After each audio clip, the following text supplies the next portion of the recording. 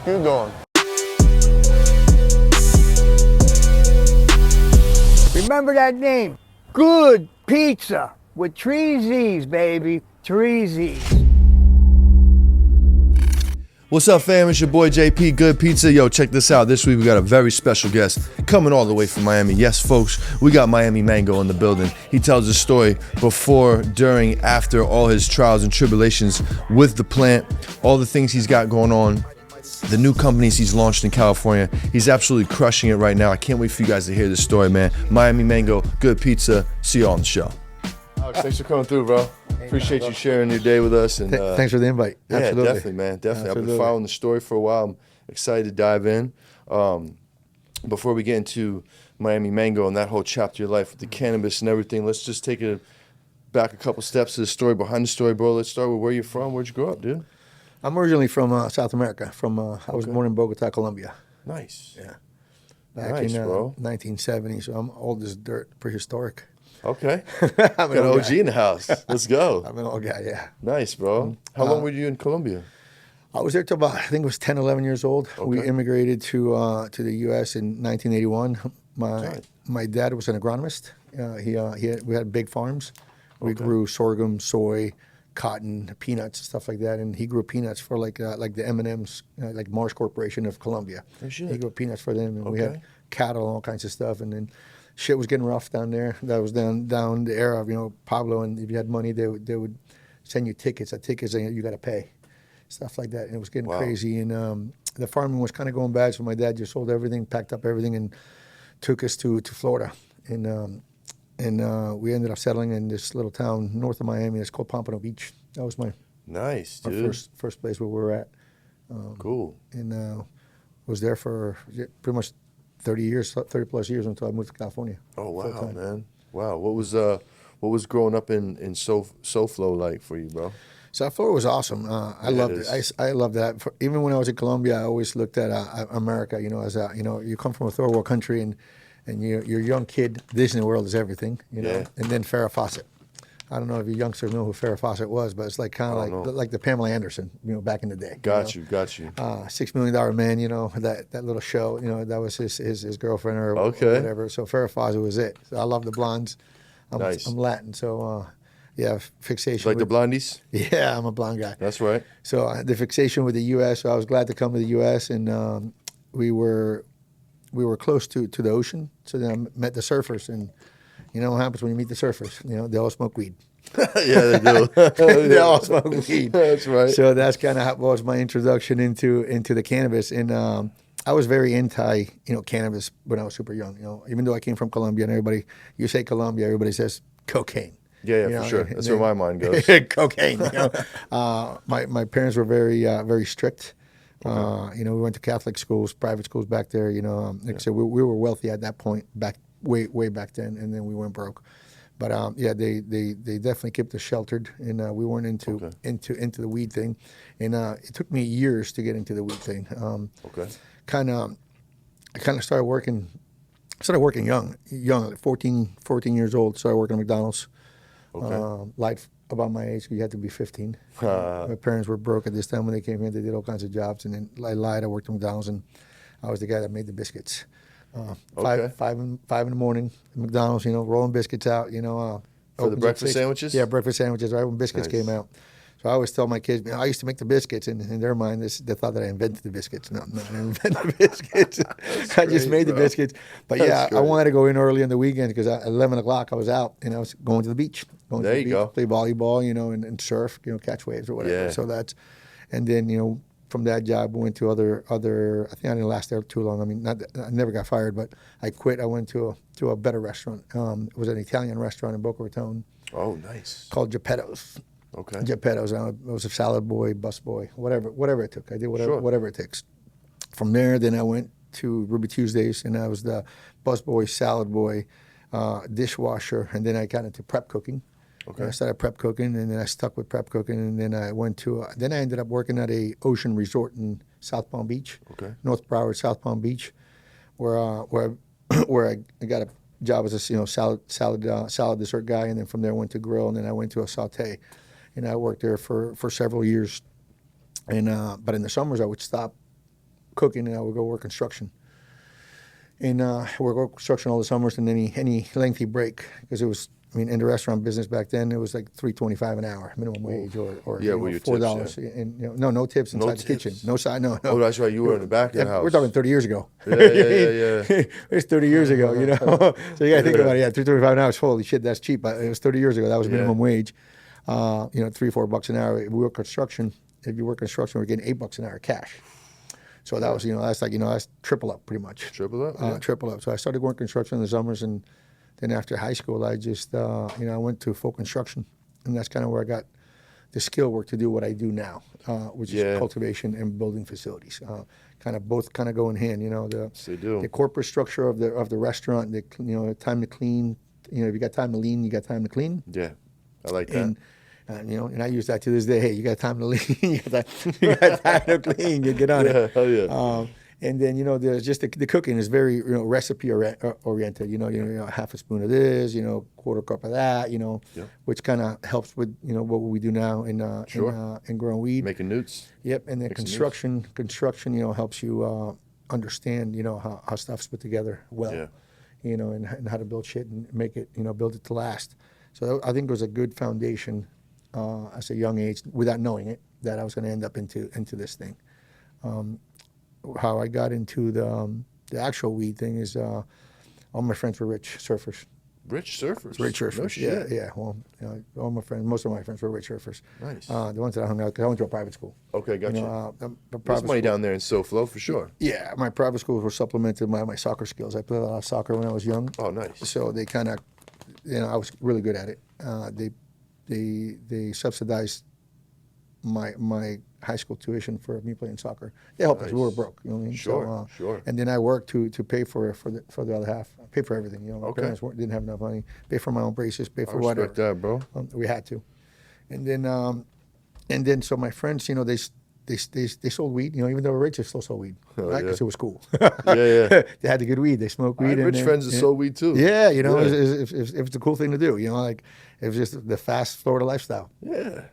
So, you know, I had a shitty car. I was like, fuck, I want a nice car. I wanted a Toyota Tundra when they first came out with the extra cab. Oh, yeah. And I said, you know, I'm going to start selling this weed. And, you know, once I get a truck, I'm going to quit. You know, well. Oh, shit. You hear that? That's how it started. I wanted, the funny thing is I wanted a Toyota Tundra this color, the teal. Oh, let's go, bro. The teal color. I said, you know, obviously the Latin blood in there. That was my favorite color growing up. I was different, bro. Teal was my favorite color, yeah. So I wanted a Toyota extra cab Tundra, you know, some lifted tires, and then lifted kit with the big tires, and then I was gonna quit, and that never happened. No? I never quit. Oh, got you. Yeah. I'm still gonna quit right now, but I never quit. So that's how it started, and then you get a little bit older, you know, you look up to these guys that grew weed, and then they find out you have construction skills. Yeah. And they say, you know, you build, right? I'm like, yeah, I build. So, you know, I want you to build this for me. You know, come with me, meet me. And so, you know, they take you into a space and, you know, blindfold you. And I want you to build this. I'm like, okay, I can do this. I can do it better, you know, in your mind. Yeah, sure. Because the guys that, you know, at that time were building these grows, they didn't have any construction skills. They did what they did well, you know, for the knowledge that they had. Sure. But since I had construction knowledge, I would build a place that would build them better. And they would hire me to build them. And then the older you get, you know, you get a little bit wiser. And then I wouldn't build them unless I had the rights to all the work. There you go. So for a while I was putting the pieces together. Yeah, for a while I was building all the grows for all the OGs at that time. You know, the guys that we looked up to. You know, that were older than us. And this in Florida still? Yes, in all in Florida. Gotcha. This is all in Florida. Okay. In Florida, you know, 25 plants is a 3-year minimum mandatory. Yeah, bro. So, sketch as fuck. So you had to build. I mean, the first thing you had to do is start with the outside of the house. You have to fence it. You know. Yep. Move the mailbox. If you had a mailbox that was next to the front door, you move the mailbox outside on the other side of the fence. You know. So try to keep everybody away from the house as much as possible. Just in case there was any smell. And we built them pretty tight, but still, just, you know, better safe than sorry. Yeah. Back then, they still used to use read your meters. Oh, they used to come and read your meters still. So electric was the thing back in the day that in Florida they don't play. If your electric bills, it's not like California. If your electric bill is obviously by the neighborhood. You know, this neighborhood Sure. should be somewhere around $200 a month. Okay. That neighborhood over there, $600 a month. These a little bit bigger houses. They got pools, their heaters, Yeah. whatever. So if your electric bill went over, you know, the average, you know, 30, 40% higher, then, you know, something was up, they would send somebody. Oh shit. That's how it happened. Mm-hmm. So we had to learn how to tap meters. Okay, so you guys were tapping. Oh, you have Gotcha. to. There's no Gotcha. other way. There's no other way. Yeah, Got I mean, it. if Got you it. want to do anything more than a 4-lighter, you got to tap. Okay. You know, Got just, you know, back then it's HIDs to 1,000 watts. So, Yeah. and then the AC. So if you want to get any grill that was, you know, 12 lighter, you had to tap. Okay. Anything bigger than that, you had to tap. So the old meters were plastic, so those were easy. You drill, you know, super small drill bit to the top, and then you put fish leading wire. That's pretty sturdy, and then you would stop the meter. So you just got to know, like they say, you know, they check the meter because they tell you when they're coming to check the meter. Is that right? So you can unlock your gates and put your dogs inside or whatever, and then so there's a window. You eventually you have to know the cost per kilowatt, and then you Yeah, learn how there's to read some the math meter. involved in Yes, this. how to read the meter. Yeah. And then, you know, okay, in the 7th, I got to pull the pin out, you know, put it back on like the 27th, 28th, you know, give like an 8-day window that the meter would spin. Yeah. Let's generate some power here. Exactly. Yeah. So the power would be at the same bill that it was supposed to Yeah. be. Then, yeah, it got That's tricky. a lot, bro. It got tricky. Then we started getting to the glass meters, and there's several ways to do those. Whether you cut the clip, you know, pull the meter out, you know, drill through the back of the FPLs like PG&E, Florida Power and Light FPL.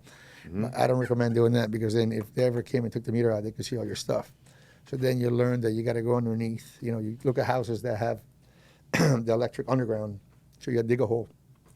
Find a pipe, you know, you cut the plastic around, you know, the Schedule 80 or whatever the fuck it is, you know, Yeah. you know, Schedule 80 or whatever the conduit, and you cut it with this wire. Make sure that you don't, you know, you kind of do it carefully, you know, big hole, comfortable, gloves, and then you cut the pipe out, you expose all the wires, and then you get the taps, the dogs, as we call them, and then you tap the wires, and then you run it to a whole meter inside.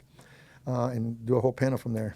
Wow. So But you have the extra panel inside, right? Correct, all inside, yeah. And then you'd have to also do a contactor that in case, for whatever reason, they came to your house and they popped the meter out, and the guy pops the meter out, and the AC unit next to you is running, Yeah, that's a problem. that's a problem. Yeah. So you got to have a contactor inside that if Yeah. you pull the meter out, boom, everything goes down like it's supposed to. Yeah, bro. Yeah. A lot of safety. Yeah.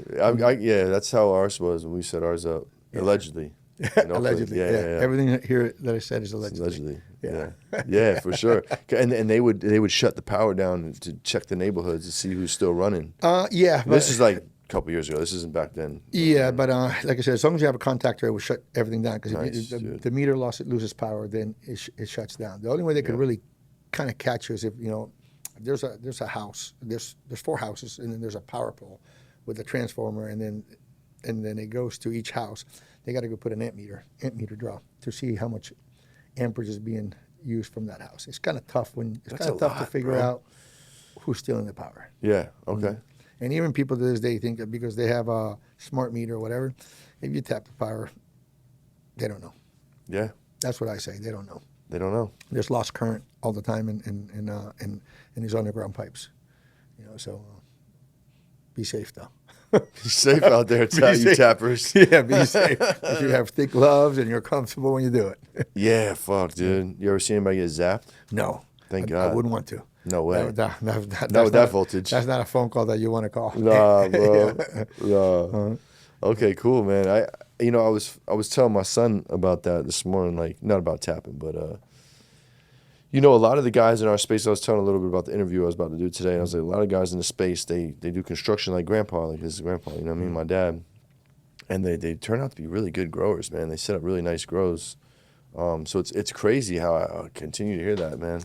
So many people in the construction biz. They just go hand in hand, you know. Yeah. They go hand in hand, you know. For real. HVAC guys are key because HVAC guys know the HVAC side, and then they also know the electric side. So if you were down with an HVAC guy, you were home. It was a home run because that guy can do all the electrical work inside, and then you do AC and maintain it, you know. So that was, you know, and because I was a contractor, and I built high-end homes for a living.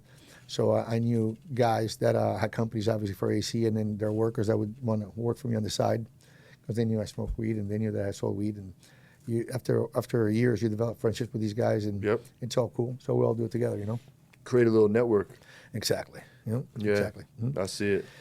What's up, pizza fam? It's your boy JP, Good Pizza. Check this out. I'm getting a lot of questions on where I can find the fire good pizza. Check this out. We got you covered. We're in NorCal, SoCal, Central Valley, San Diego. We got you covered on the slices. Peep the list. Go check out the shop. Tell them Good Pizza sent you.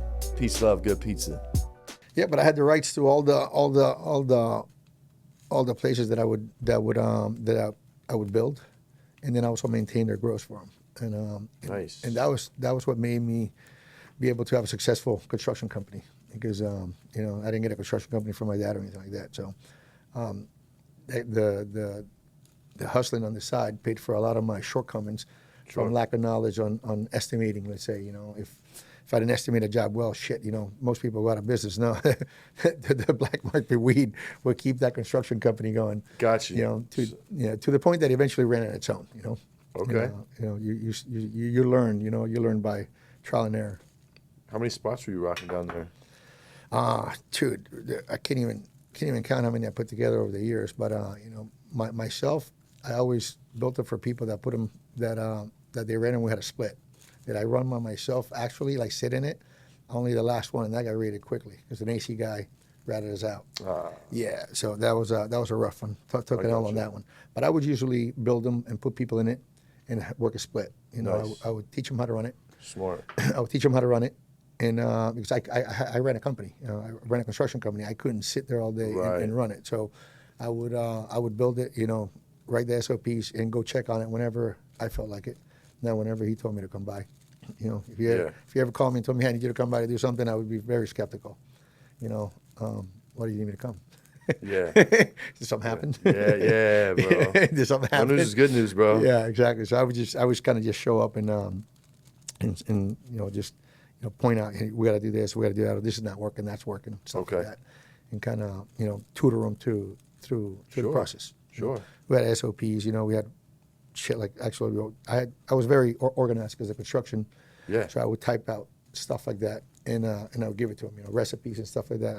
I call this thing "How to Grow Dope for Dummies," where it has pretty much every little thing that you would need on a chart. Okay. From veg all the way down to harvest.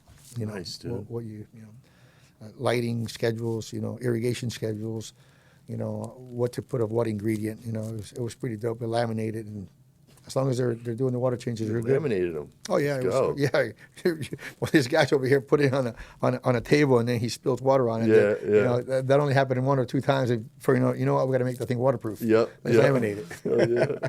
That's great, man. What about your first time smoking weed? I know we breezed over that. What was that like, and who were you with? How was it? First time smoking weed, I was thinking it was a friend of mine. I would say Darren. And I used to make fun of him and say, "Dude, why are you smoking weed, man? Just, you know, roll a $20 bill, hit yourself over the head, and, you know, and call it a day." And like I said, I wasn't into the weed thing. Sure. So then, like I said, after a while, you're around so much weed that, you know, it's like, okay, well, let me smoke some weed. And I think I smoked it. I don't think I got high. And a lot of people say that this first time they smoke, they don't really get high. I didn't either. Yeah, didn't get high. So this is, whatever. Nothing to it. Nothing to it. And then I forget what it was. And, you know, surfers, you know, we all surfing and smoking weed, and you start smoking weed. And what I really liked was the taste. Okay. You know, the taste of the weed. I'm more of a terp guy. Sure. I don't want to be zooted out of my mind. You know, I like the taste of weed. Okay. Same. Yeah. So, you know, if we smoke joints, a lot of times I like the first or 2 or 3 or 4 puffs, you know, because it gives you the true essence of the flower. Yeah. After that, you know, just, you know, it kind of gets resiny. Yeah. You know, very few strains does it carry it throughout the whole joint to where it's like the first puff. Yeah, bro. I know. That's what I hunt on the regular, on my daily basis, to find weed that smokes all the way to the end. Yeah. You know, it's not easy, bro. No, it's not easy. Same taste. It's hard to scale that type of business too, buddy. Exactly. Agreed. That's cool, man. That's cool. All right, cool. Were your parents cool with it? I'm guessing no. No, my parents were super anti-weed. Cool. Anti-weed. They were not about it. No doubt. I remember I think one of the first times they found I was smoking weed, I went snowboarding, and we smoked weed snowboarding, and then I had a joint or a roach in a Ziploc bag, and I had it in my snowboarding jacket. And I Yeah. came back home. I think my parents, we were around 18, 19, and my mom washed the jacket. And then I came home, and my dad pulled this thing out. He goes, "What's this?" Oh shit. And I kind of told him, and he goes, "This smells disgusting." And then we all know freaking roaches smell kind of Yeah, gross. it's so It's bad. like, I'm thinking, but Dad, it doesn't really smell like that. Yeah. Trust me, Yeah. you should see it in the flour. He's just shaking his head like, you know, he just, you know, he handed it to me, he handed my ass to me. And says, you know, but you know, by that time I'm 18. You know, Okay. you know, I'm old enough, so it is what it is. You know. Yeah, sure. Out there was 17. No, 17. Yeah, 17 because I was still at home, so it was like it must have been early 17 because I left at 17 and a half or something. Nice. At Dude. that time, I think it was soon after. Said I think it's time for me to move. Yeah. You know, they kind of, I was kind of selling weed on the side and shit. So We're out. You're welcome. yeah, yeah, exactly. So where all have you lived down in SoFlo, bro? Pompano Beach, Deerfield Beach, Delray Okay. Beach, and Boynton Beach. They're pretty much 4 towns in a row. You know, Are these all north of Boca? right there, Boca Raton. Yeah. Right, Boca. Okay, I have a good friend in Boca. I Pompano go- Beach and go Deerfield visit. Beach are just south of Boca. Oh, okay, gotcha. Delray Beach and Boynton are just north of Boca. Just north, Boca, got it. Boca's in the middle. Boca Raton's in the middle. Okay. I try to stay away from Boca because it was Why? a lot of money for the cops. They had Boca's got a lot of money, so the Got sheriff's department got a lot of money. Got you, And, got you. You know, they can look for it. We went to smaller towns that weren't as well equipped, I guess you could say, for the cops. Yeah, Boca's a wealthy town. Wealthy town. yes, Always sir. been, Yeah. as far as I know. So I stayed away from that town. I kind of skipped it. Never lived in it. Hey, nothing wrong with that. They got some good restaurants there, though. Oh, dude, boom. The God food in Florida. damn. That's one thing that I do miss about Florida Fuck. is the food. And then you know what? It says East Coast because a lot of you guys, you know, from up north, now that I know that you're from Jersey and New York, a lot of Yeah. you guys from New York went down south and they opened restaurants, delicatessens. Oh, yeah. We do get a lot of that good, New Yorker, East Coast Oh yeah, man. restaurant style. You get a great sandwich down there. Oh, my good God, pizza, all the shit. Good Italian food, everything, man. Yeah, there's this place called VNS Deli. VNS. VNS I know Deli. Boca VNS. Raton, baby. I know that deli. You I was know- going to tell you that. You know about they that. just got #1 Italian So sub in the fucking good. nation. I believe it, bro. Dude, I tell people It's fucking oh incredible. my God, It's you incredible. walk into that place like, holy fuck, I'm in Italy. Yeah. I don't go there without going there. Oh Like, man, I no, it's always go delicious. there. That's fucking I hilarious. was about to tell you, that there's a deli. It's like 2 letters. I don't remember the letters, but it's in Vinny and Boca. Sal. Vinny and If Sal, you, yeah. If you go to that deli, you'll see a picture of me in Venice, Get Italy, outta here. Italy. You see a picture of me in Venice, Italy, and holding a sign that says, "Venice, you ain't got shit on VNS." Oh shit, bro. And they posted it. They put it out That's there. fucking yeah. great. I ate at that place for like shit, like VNS is 30, so 30 fucking 32 years. I've ate at that place. I love that Yeah. place, man. And you know what? They never expanded. They stayed, true to themselves. Small little, mom and pop shop. Yeah, just cranking And, it out. Yeah, they crank out. That's fucking hilarious that you've been there. That's Oh, yeah. amazing. That's crazy. It's a That's staple, bro. That is the best. There's no better. I usually get like I get it the chicken cutlet. Mm-hmm. That they make daily every day. It's hand breaded, made there with Mm-hmm. the Italian bread with the sesame seed that's light, light inside and crusty on the outside. Oh, yeah. light flake. And then they chop these stuffed peppers on there. Mm-hmm. They chop on the sandwich. It's delicious. Let's Oh my God. fucking go, dude. I haven't been in 2.5 years, and I'm getting ready to go down there. Been about 2 July. years for me. Yeah. Yeah, go grab one for me. I'm down. My Hell kid yeah. goes down there and goes, "Dad, I'm going to bring you a sandwich back." I'm like, "It's just not going to taste the same." It's not gonna taste the same, but I can deal with a soggy sandwich. Yeah, I know. And a lot of people do that. A close, and I don't know about close second, but a second one that I would choose would be Public Sub. A Publix? Pub Sub. Really? Everybody Publix like- got good ones? Yeah, Pub's got good subs. man. Okay. They definitely stepped out the game ever since they started going with Boar's Head. Oh, you gotta go Boar's Head. Come on. Boar's bro. Head, yeah. You can't have a sandwich. You can't have Come a on sub now. without Boar's Head. So Come on. it's other things like Jersey Mike's and all these other Shit is sub fugazi, things. bro. I don't fuck with Jersey Fugazi, Mike's. baby. I hear ya. Dog, the fact that it's Jersey Mike's kills me, bro. Like, your Yeah. bread sucks, Your Mike. bread sucks okay? and your meat sucks. The meats is mid. Like, what are we doing? That's hilarious. Yeah, if you Putting don't have fucking- Boar's Head on your sub, it's definitely Man, mid. It's strike one. If I don't see that 100%. fucking sticker on your window, pal. You know what I'm saying? I'm already like not feeling this fucking spot. That's funny. When I came to California, I had trouble because Boar's Head is an East Coast thing. I know, I didn't know that. It's an East Coast thing. It took a while for them to come out here to the Yeah, West Coast. So there's a when I couple first spots. came out here in 2010, I struggled to find a place that had good deli meats. Yeah. Every time Corty Bros. Cordy Bros is great. Cordy Bros is great. Funny things. I built the facility. It's roughly about a mile and a half from that place, maybe 2 miles. No shit. And the UPS store that all my mailing, my private mailbox was next door to it. I went to that mailbox literally next door. I could have walked in the same parking lot. For 3 years, I never knew about that because it looks like an old supermarket. Yeah, it does. And I never went in there. Never went in there until a friend of mine that flew from Florida says, hey, I'm going to stop and get some meats. He did a Google search, and then they have good meats there. Yeah. I go, hey, where'd you get these meats? He goes, Cordy Bros. I go, where's this place at? He goes, I'm going to check it out. And I'm looking in the maps, on Google Maps. I go, dude, I could have ate sandwiches there for the last 3 years. Oh, yeah, bro. And I could have ate at this delicatessen, that resembles somewhat, what the East Coast has. Not quite like Vietnamese, but not quite, but it's there. It's there. It's good. Look, it's good. bro. It's good. Yeah. Oh, it'll get me by. Yeah, exactly. It'll get me by till I get home, bro. Yeah. And because if you've been in Vietnam, you know what I'm talking about. Oh, it's so good, man.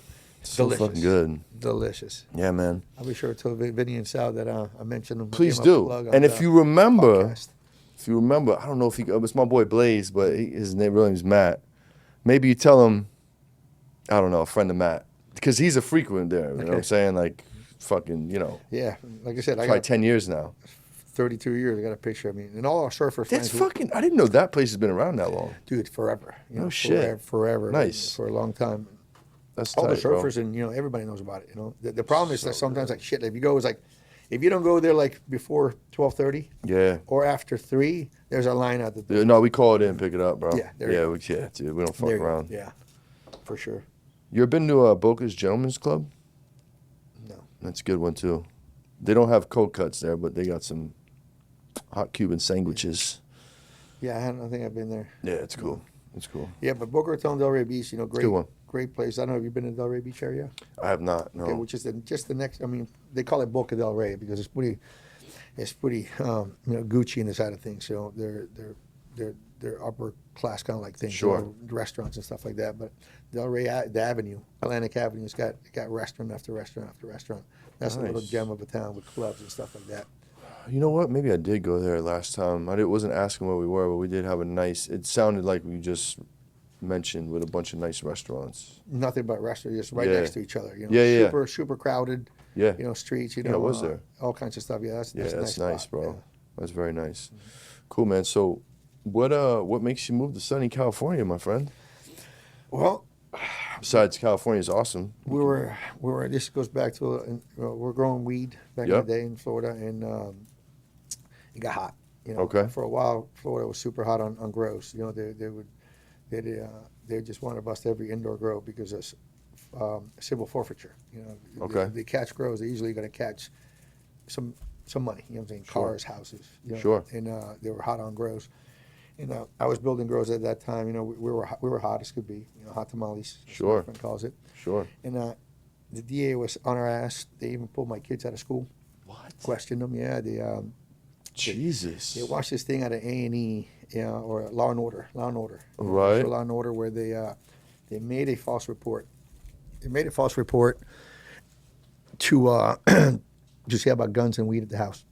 Whoa. So then the DA officer that busted a lot of my friends, and a lot of my friends, he showed up at their school with DCF, which is the Department of Children and Families, pulled both of my kids out of school, and on Halloween, gave them candy and questioned them, and I was pissed. Oh my God! I went to the school and that's crazy. Oh, it was crazy because my kids were like, I don't know, 7 and 8, 6 and 8, right around that age. It's been a long time. And they, they didn't know any better. There's a cop in front of you and asking them about your what goes on at your house, and they go, there's this stuff that's, this green stuff, because they didn't know what weed was. There's this green stuff in this plastic bags, and sometimes it smells, and about guns and stuff like that. So I was really pissed because my kids told me about it.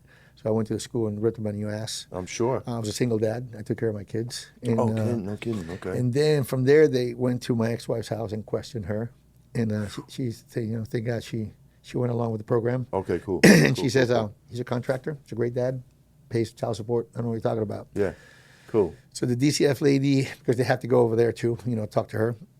because of the report. So then they left, and then the guy went back and started questioning her. Hey, do you know when he gets his loads in and this and that and the other? Because at that time, we also got loads from California. Okay, It's gotcha. been a long time, and she just said no. She played the part, but yeah, it was hot time. So I said, you know what? It's time for me to.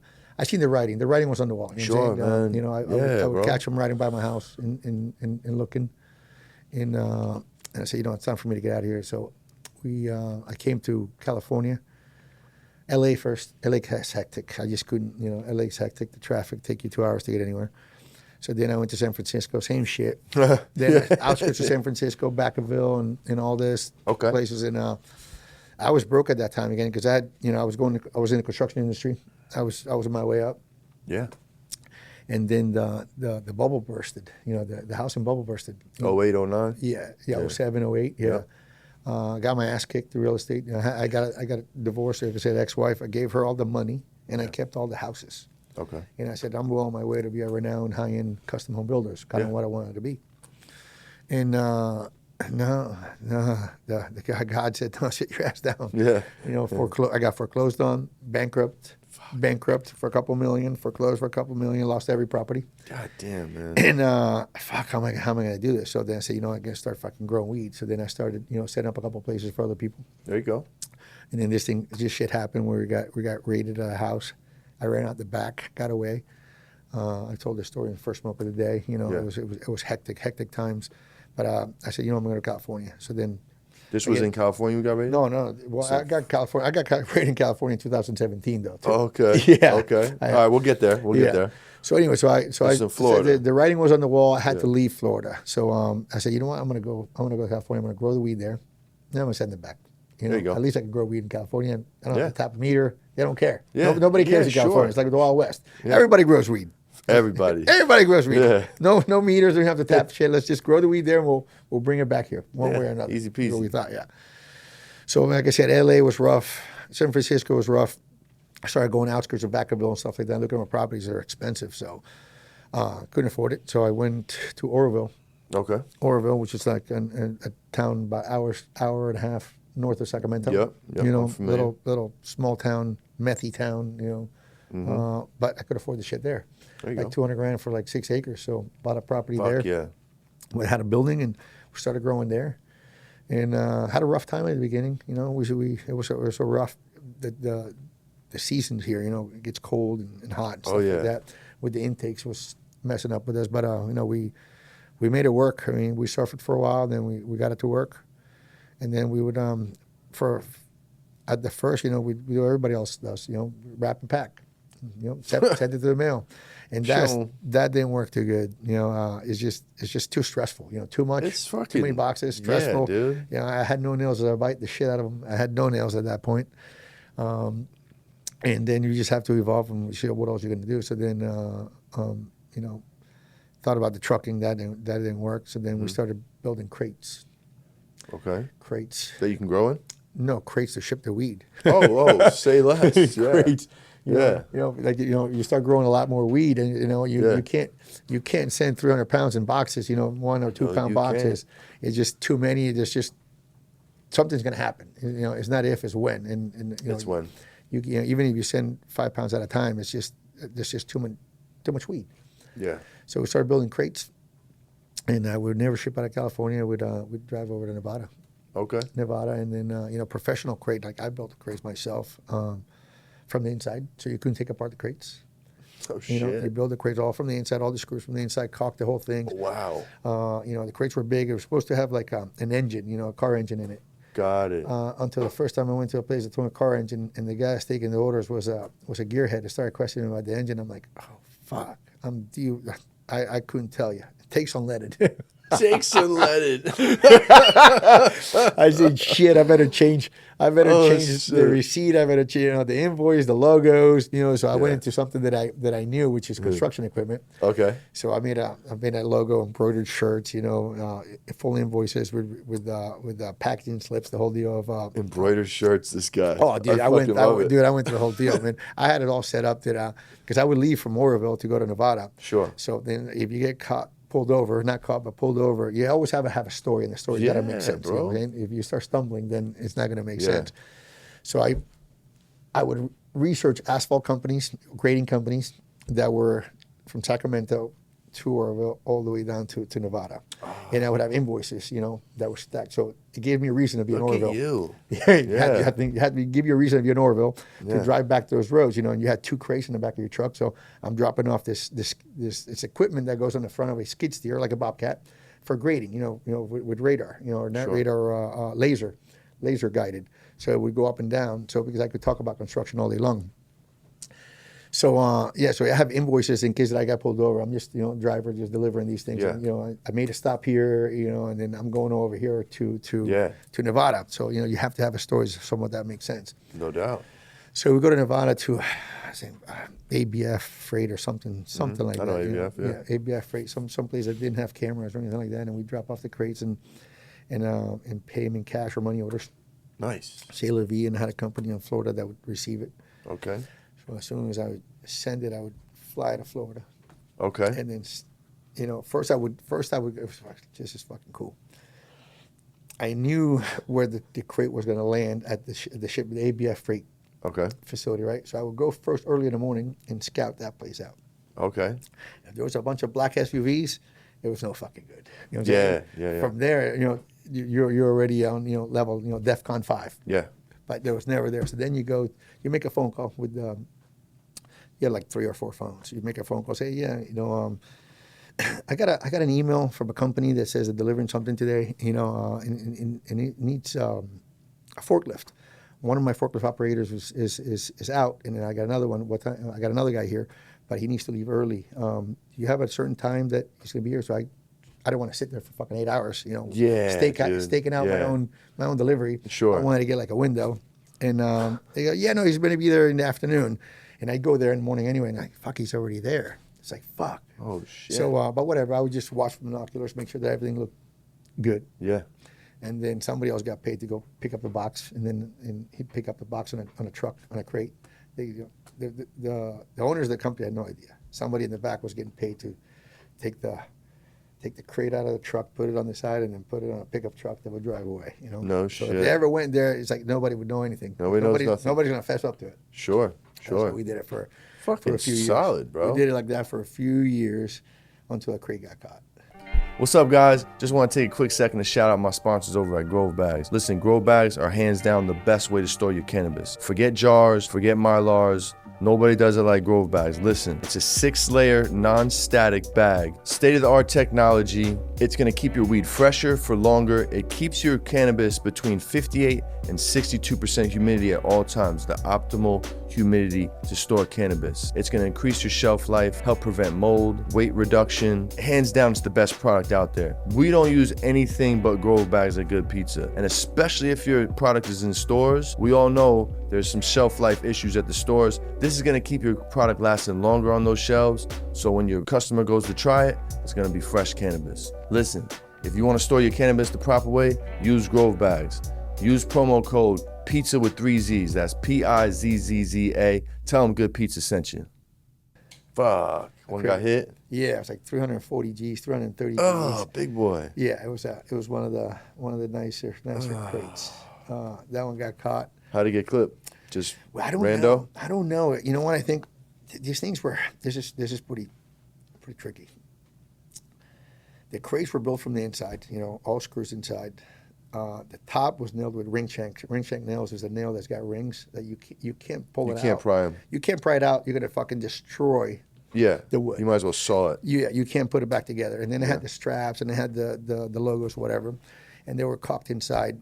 So this one was a good sized load, and the weed was in 5 mil Mylar bags that were this big. You know, they were inside Ziplocs and then in these things, and they were double sealed.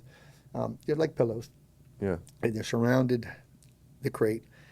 The center of the crate was like 290-pound concrete bags in the bottom, just to give the crate weight. Yeah. You know what I mean? Yeah. Crate weight. And then in the center was a cooler with dry ice. You put dry ice in those? The reason why, because I was the only person in Florida with freaking Swiss cheese chatter, you know. Oh. because we're extracting down here. I mean, where I got raided here in Oroville, I had Gotcha. an extraction lab inside of a mobile trailer. Copy that. So we had shatter inside these things, and then I didn't want it to melt. I wanted to keep it perfect. Yeah. So we had dry ice. We had the shatter inside, and then this cooler sealed, strapped to keep the dry ice from evaporating. Yeah. And then inside of another cooler, strapped, and then all the other thing was the weed. And this crate, for some reason, I just wanted to make this crate so sealed that what I imagine, this is not a fact. This is my, how the fuck did they even get caught? Because we did this thing for 3.5 years and nothing ever happened. Yeah. I'm assuming that they unloaded the crate. They put it into, because they got to change from truck. This truck is going to north, so then they got to unload it, and then they put another truck that's going south. I'm imagining that there was some guy walking and then seeing a little bit of smoke coming out of it, a crack. Yeah. Because you can't Off-gassing. Off-gassing, Yeah. So I did it too good to where I kept everything so cold because the weed's the kind of insulation, insulation. Everything was so cold that, the dry ice was leaking out, and it leaks us in like a white smoke. Yeah. And it was coming out, and that's just my assumption. Some Donnie dickhead walking by. He's like, Hey, oh, what's that? Yeah. Hey, boss, come check this out. Come check this out. Well, that's weird. That's not on the manifest. Yeah. Could it be dry? So let's take a look. See. Yeah, no, I'm sure. Fuck, bro. Yeah, they called. What happened is they called the Alphabet Boys because when I called to find out about the box, they say yes, this is going to deliver today. Well, it didn't get delivered today, and then I called from the other phone, acting like it was the other company. He goes, somebody else was on the line. He goes, seems like there's I'm not going to say the Alphabet team. No, don't. The Alphabet team, there's been a hold from the Alphabet team. Oh. And I'm like, hey. ooh, okay. That's DEFCON. Yeah, fucking start ripping phones. Oh, yeah. Cursing and fucking cursing. What the fuck? My wife goes, what happened? It's all bad, babe. Fuck. Yeah. So it was pretty brutal. And then so that's how we did that for a while. And then from there we just went to the jets. Went private jets. We did that. We did that for a while too. And you know what? People make sure that you get a jet that has no refueling anywhere. And then we didn't fly out of California either. We did the same fucking thing. Went to Nevada, played the game. If it was snowboard bags, fucking double snowboard bags, stripped out, nothing but fucking weed in there. Luggage, in the summer was hard golf cases. Yep. Stuffed it in 100 to the fucking bagging boys. They put it all on the jet. down the train. And the shatter was next to me inside the plane, drinking a Heineken and eating boar's head subs. It was catered. Oh, shit. and as nice as it was, man, the only time that you stressed that was on when the plane's doing this last, turn to land. Because you want to look at the plane and you're trying to see how many black SUVs are out. Yeah, dude. Because if there's one, you're good. That's the one that's picking you up. Yeah. Because you had to play the role. Everybody was, well dressed.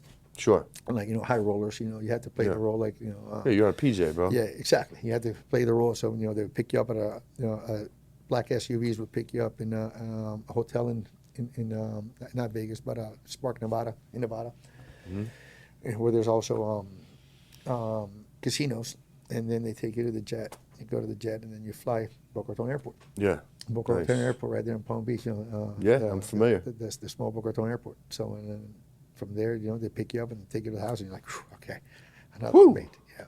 So as stressful as that was, I never felt more safe about fucking traveling with weed than on the plane. Okay. And it was way less stressful than shipping packs. Sure. Shipping packs, even though we're traveling, 300 pounds and whatever, but it was easy. It was less stressful than shipping, 100 pounds and 10 packs or 5 packs. Yeah. You got to rely on 10 people to the variables are fucking nuts. To do the right thing. There was a couple of times when we shipped packages back in there. There was an SOP on how to receive a package, by the way. When you receive a package, in the mail, you would pick it up, look at it. You're right, return to sender, put it next to the door. You'd call your local post office and keep them on the phone for 30 seconds, 40 seconds. Ask them about stamps, whatever, and hang up the phone and leave that box there for 24 hours. Because in the case that they came in, you didn't open it, it says return to sender, and you have proof on a phone that you called the post office because you were telling them that you got the wrong package. Yeah, holy shit, dude. So as long as they keep their mouth shut and they follow the fucking SOPs, Wow. I get you out of any trouble. But if Yeah. you open a package or anything like that, which they weren't supposed to, because you're supposed to give the box to somebody, but you were supposed to write return to sender and call the post office. Holy shit. That's your escape. They can't. Yeah, that's a good one. That's a good defense to be able to go, hey, he didn't know. He called the post office. They don't know who you talked to. I talked to this guy, and then I told him that, this is the wrong package. I was, tell him to come pick it up, or I'm going to go and bring it to them, or whatever. That was just, they got to prove without reasonable doubt. Yeah. Well, you just cost the doubt. They can't get you. Yeah. But that was still stressful because you got to rely on 10, 15 people to be able to do that, And, Yeah. and there was one time that they tried to deliver it, and then they stuck to their guns, and it goes away. So there is SOPs to wrapping and packing. That's right. He certainly had them. Damn. Everything's got an SOP. Yeah, bro. Holy shit. Funny All right. thing is, I'll go fast forward. When I got raided in Oroville, California, the officer that was on the stand, he said that he's never been to a facility that has so many fucking SOPs posted everywhere. Shit. And Laminated? oh, laminated. You You know fucking it. better. But there was a binder. Fucking of SOP Yeah. to do everything. The only thing that didn't have an SOP was extraction, because I actually didn't do it. Okay. I had a guy that did it for me. I pay for everything. I watch everything. But this is a friend of mine. I called him a 90%er. Because everything he did was 90% except extraction. That fucker went above and beyond. He was like Okay. 110%er. Yeah. That was his thing. He really that's where he really wanted to do. Even to the point of, hey, if you get me a trailer, I'll help you put it together, build on it. So we got a trailer. We got an enclosed trailer that we called, that's a joke, we call it Breaking Dab instead of Breaking Bad.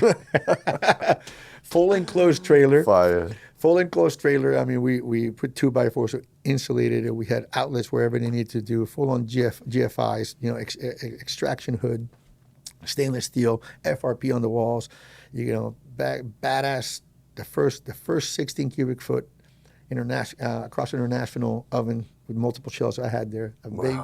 A big 7.8 cubic foot Bogart on the left for tailings. Wow. We were doing sheets this big of slabs of shatter. Wow. Were you guys blasting trim and shit? Or All bids, kinds or of trims. I would do trim, and then a lot of our smalls. Smalls? A lot of our Nice. smalls would get Nug run shit? all nug run Yeah. shit. Yeah, and then I had a couple of friends that were growing here in SoCal, that they knew once I started extracting, they would keep all their shit at nice, and they would drive it up to me, Nice. and I would extract it for them. Cool. And then give it back to them. So I had a couple of black market contracts, I guess There you you could go. call it. But anyway, back to the story with the SOPs. I didn't have SOPs for that we were going to use that against them, because we got raided in Oroville, and they caught us. They caught us pretty fucking. It was the last day that we were going to put everything back that day. So everything was pretty much taken apart and cleaned. The ovens had a couple of slabs in them still, but our defense was going to be. It was in July, right after Chalice. You familiar with Chalice? Yeah, I am. Okay.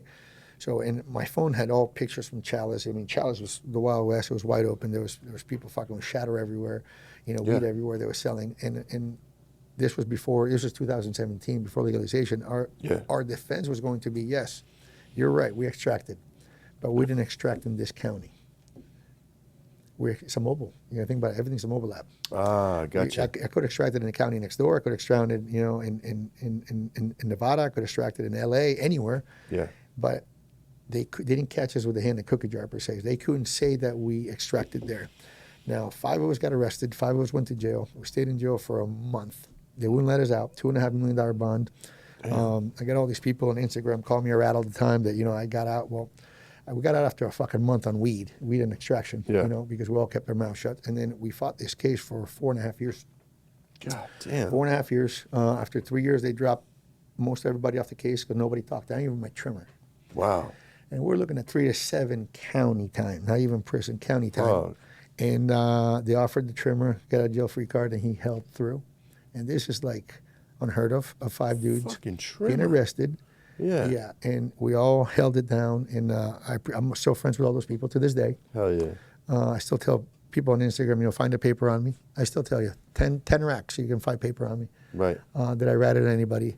And I was the guy who was going to rat on anyway. So Right. Yeah. who was going to rat on anyway? Yeah. I mean, I got my ass kicked. I lost a few million on that one too. That one was a tough one because I lost a few million. You know, you're a leopard. You know, you got raided. You know, all these rumors start coming around, so I had to reinvent myself again. You know, I was like, fuck. I was like mentally depressed for months. Like, fuck, what am I gonna do? What am I gonna do? Right. And I said, you know, kind of, you know, get back on the horse. I started doing some consulting again. Went to Oregon, started doing consulting. That's where I met the guy from Trollmaster. Okay. The guy from Trollmaster, and then you know, fucking, we started doing business back then, and then Trollmaster is now a worldwide company. We ship worldwide. We're worldwide known. I think is the most known controller in the cannabis industry to this day. Wow. Holy shit. That was a little brief run on the past. Damn, bro. Okay. Yeah. So, what do you got cooking now, man? What's going on?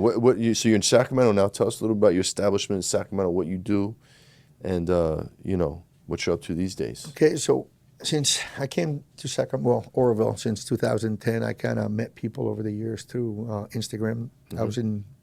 I started my Instagram like 2014, 15, totally against social media. I used to make fun of those guys that post everything on social media, and I became one of those idiots. Hey, you got to play ball, bro. You know, 99% of the business comes out of Instagram now. Man, so, yeah. It's a cold fact. Yeah. So once again, I started doing the Trollmaster thing, and I started selling equipment. And I didn't have a place to show. Yeah. You know, I was doing some consulting, and I would install Trollmaster there, and I could show those. But in between jobs, I was like, so I said, how am I going to get recognition? You know, how do I stay relevant in Instagram? Because I always tell people all the time, I bring up his name, you know, and shout out to those guys. They do a great fucking job, Jungle Boys. I go, well, fuck, I'm not Ivan. I can't just fucking get up in my office, go walk down, and, you know, and walk into my, you know, 100 lighter and, you know, and post this shit, which is fucking cool. I don't have that. Fuck. Yeah. So how am I going to stay relevant? So I started doing memes, and memes was a double-edged sword because, you know, it got attraction to the page, but then some people got butthurt as hell from the memes. No doubt. Oh, fucking butthurt. Dude, it's a meme. You look past the meme. I'm trying to tell you, you know, why you shouldn't, let's say, hand water, you know, there's more efficient ways to do it, you know, a controller. I'm selling controllers, you know, and then I was, you know, and then I was selling nutrients, you know, for front row ag. So I sell, you know, synthetic nutrient. So I was kind of make memes against, you know, organic, you know, and I have nothing against organic. It was just a marketing thing, you know. Yeah, for sure. People would get so stirring the pot, bro. Butthurt. It's like, dude, you know, just go past the meme. It's a meme, you know. But I would get death threats from guys in Humboldt. From guys in Humboldt would meme. You know, if you ever come to Humboldt, you know, there's a lot of land out here, and we got you know, backhoes and stuff. You know, nobody will ever find you. Jeez. Yeah, but so I kind of did the meme thing for a while to get attention to the page because. But then I told Trollmaster, you know, we really need to get a facility. And I'm always very upfront with people. Tell them, you know, what is. Hey, I caught a case. I'm fighting a case. I may be going to jail. In my mind, for the longest time, I thought I was going to jail. I fucking hired a pretty badass attorney, and he was best attorney to this day because he always gave me hope. Always answered the phone, gave me hope. Nice, man. But yeah, shout out to Jesse Santana. Oh yeah. In Yuba. In case you're in trouble, call him.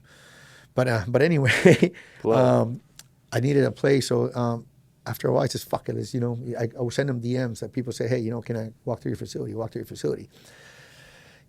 It's tough for me to go ask somebody, say, hey, let me walk people through your facility. You know what I mean? Sure. It's not hygienic. You know, you're in the way. You know, so I didn't want to do that. So I finally told Master, said, you know what? All right, let's build one. So. I had roots somewhat here in Sacramento, people that I somewhat knew, that I kind of relate. So I said, you know what, LA's hectic. If people are going to fly to our facility and check it as a tour, to do a tour, let's just do it somewhere where they can fly in. Sacramento Airport is within 30 minutes of our facility. 20 Easy. minutes in no traffic, 30 minutes of traffic. Yeah. So I decided to do Sacramento. So we looked at spaces and settled on this one space that happened to be in the green zone and a facility. I drew it up because I got the construction skills that I was able to do my own home. Yeah, so dude. I designed the whole facility. That's what I've been doing, designing, consulting. design a facility, and we put all as much as TrollMaster stuff in there as possible, and Thinker LEDs, and it's a showroom. You know, that's kind of how I ended up here in Sacramento. Nice, dude. Yeah, man. I remember hearing you came here, and I remember meeting you actually at Lumpy's Cannabis Cup 2 years ago. The Up bank. at the bank. The bank. We were on the rooftop. Sick venue. Yeah, it was sick, bro. Sick venue. I met you on the roof. I couldn't play. I was like, damn, this dude. Like, what's up, bro? It was Alex. I'm like, oh, what's up, JP? Da, da, da. I'm like, fuck, he looks familiar, man. So where do I know this guy from? And then my man was like, no, that's Miami Mango. I'm like, oh fuck, he's out here. I didn't know you came out here. So now I'm putting all the pieces together. Oh shit, he's out here now. Got it. Yeah, a lot of people still So yeah, Miami. I'm thinking you're from there. I'm Just from because- Jersey. You say Miami Mango. This guy's from fucking Miami. just obviously. because of the name, everybody still Yeah. thinks that I'm in Miami. He got a good tan, you know. This fucking guy looks like he could still be in Florida, you know. He eats V&S subs. So I didn't know that at the time, but Yeah. So hell yeah. and the Miami Mango name that came. Oh yeah, how'd that come about, man? That came. You know what? Once again, I was anti-social media. Okay. This tractor friend of mine, that got caught with me. He was one that sat with us for a month, and I'm still friends with him to this day. He had Instagram, Okay. and I used to sell him packs. And Yeah. I used to, you know, and he showed me this Instagram, and then I was looking like, oh my God, really? What a bunch of idiots, dude! It's incriminating. They're all going to themselves. jail. Oh my God, let me look at that. Dude, I started looking through this thing. So every time I would sell him weed, I'd say, hey, let me see your phone. And I started looking at this shit, and then whether they're outdoor grows or whether they were indoor grows, you know, as long as they were clean and tidy, it was impressive to me because, you know, I like organization. Sure. And then I started finding myself like, you know, he didn't buy weed, so I want to look at this shit, you know, it intrigued me. So I would drive 30, 40 minutes to go to this guy's house just to look at his phone. So I said, fuck it, dude, you know, looking at a phone is not going to get me in trouble. I mean, it's like looking at a magazine, High Times magazine. So, Yeah. So I handed my son the phone and go, open me an Instagram account. Let's go. Even though my friends were telling me, open an Instagram, just open Instagram. I'm like, no, I'm not putting that shit on my phone. So my kid said, okay, my kid gets on the phone and goes, okay, Dad, you got to name it something. So I gave him a name. He goes, it's taken. Okay, name it this. It's taken. So when we went on for like, you know, 4 or 5 different names, I said, you know what? Call it Miami Mango. Miami Mango is a strain of mango. That was, Oh, no shit. Yes, Cool. it's a strain of mango that we're going to bring to the market here soon once we figure out an LED. And says, call it Miami Mango. You know, and he goes, it's taken. I go, fuck. Put a period in the middle. Miami period mango. Yeah. You go, okay, you got an Instagram account. Bam. So I said, okay, all I'm going to do with this Instagram account is just to look at people's pages. I'm going to be the creeper. You know, I just wanna be Creeper. the creeper. So Fucking Instagram creeper over here. creeper, yeah, creeper. And then I put a picture of a pit bull hanging from a rope. I was thinking that was the Well, damn, that's first, aggressive. The first picture that I ever put on Instagram was a Jesus. pit bull hanging from a rope. You know, because we all have pit bulls. Oh, biting with the the rope, line. I thought yeah. I was thinking hanging. I'm No, like, no, damn, bro. You wild, boy. No, I love my pit bulls. Got no, you, you know, got you. we used to hang ropes with knots, and then they No used doubt. to jump and hang. Yeah, you know, yeah, for kind sure. of, Yeah, for sure. So that was my first picture, and then because you really can't be a full creeper with no picture, you know, it's like Hell that's got no, picture. bro. You know, you gotta have one picture. Yeah. So then, I mean, temptation, you know, it's like it's like a fucking, you know, hook down there with the shrimp, you know, the fish are gonna bite it. So then you start asking questions, you know, about grows, you know, to somebody's page, and nobody answers yet because, you know, You look like a creeper. no, it's just One picture, bro. one picture, but they just, you know, just nobody. It was less open back then, bro. Yeah, Way less open. and then people are busy or whatever. Now, not once you've been doing Instagram for a long time, you understand that people are busy. They can't, you know, answer to everything. So then nobody would answer, and then you say, you know, I want to post a picture. I'll post a picture, and then you start asking questions. And then the best thing on Instagram is what two people that had a lot of followers, they would start fighting Yeah. because then they would start dropping game. You know who's got the bigger dick. You know, Oh, who knows yeah. more. They would start. It's like, oh, that's pretty cool. Okay, and you start fucking reading threads. You know, it's all about the comments. Sometimes. Not really about the post. So then I started posting, you know, the grows and stuff like that. And then what started getting me followers was I had a nice canopy. I had, you know, 18 lighters, and then I had a nice, beautiful canopy, and then I stripped it, defoliated the shit out of the fucking thing, and the comments started coming. Oh my God. What the fuck did he do? He had a nice canopy, Steak OG, I mean, they would just root me, because nobody defoliated back then. Okay. It wasn't popular. It wasn't popular. The lollipopping wasn't popular back then? Lollipop and strip in the bottom. Defoliating was when you take, a lot of the foliage out, because in Florida, you got to grow, you got to pack them in. And the way to get the light down there was to strip. Oh, I got you. And I'm not saying, by all means, I'm not saying that I invented defoliating, because I didn't. Guys in Florida did it. But I was one of the ones that popularized it on Instagram. That's where I coined the term 2142. It's a third of their life. At day 21, you defoliate. At day 42, you defoliate. At day 63, you harvest. It's a third and a third and a third of the plant's life. So anyway, I got made fun of like nobody's business. I got ridiculed. And okay. So then I did it again at day 42, and then I was growing some J1 back then and some Dark Star, big fucking buds. And then at day 60 or whatever, when the room's full, I would look back on that post, and everybody that ridiculed me, I would tag them on that post. Oh, shit. Stir them up, boy. I would tag them on that post, and then you start seeing the follow. The follow stuff like, okay. Got your attention now, don't I? Before I was an idiot, now and I got my know a little something. Yeah. So that was one of the things that got me some following. Nice, dude. They started getting me some followers. Another one was funny with Instagram, that Purple Punch. Oh boy. Purple Punch. Can't wait to hear this one. Purple Punch. The infamous Purple Punch. Purple Punch. So I get a DM one day from a guy at a dispensary here. I'm not gonna say who it is. Uh-huh. And he says, "Hey man, I got a cut that I want to sell you." And then I'm into genetics, and I paid $60,000 from a Cuban guy in Miami for the mango cut back in 2001. We knew that it was a two pound of light strain, no matter what back then. And it was hot. I would sell them freaking at $4,200 Wow. to $4,800 a pound, no matter what. Shit. No matter what. If I had 20, 30, or 40, you pay for what it is. So we paid $61,000 for that, $60,000, and for the recipe.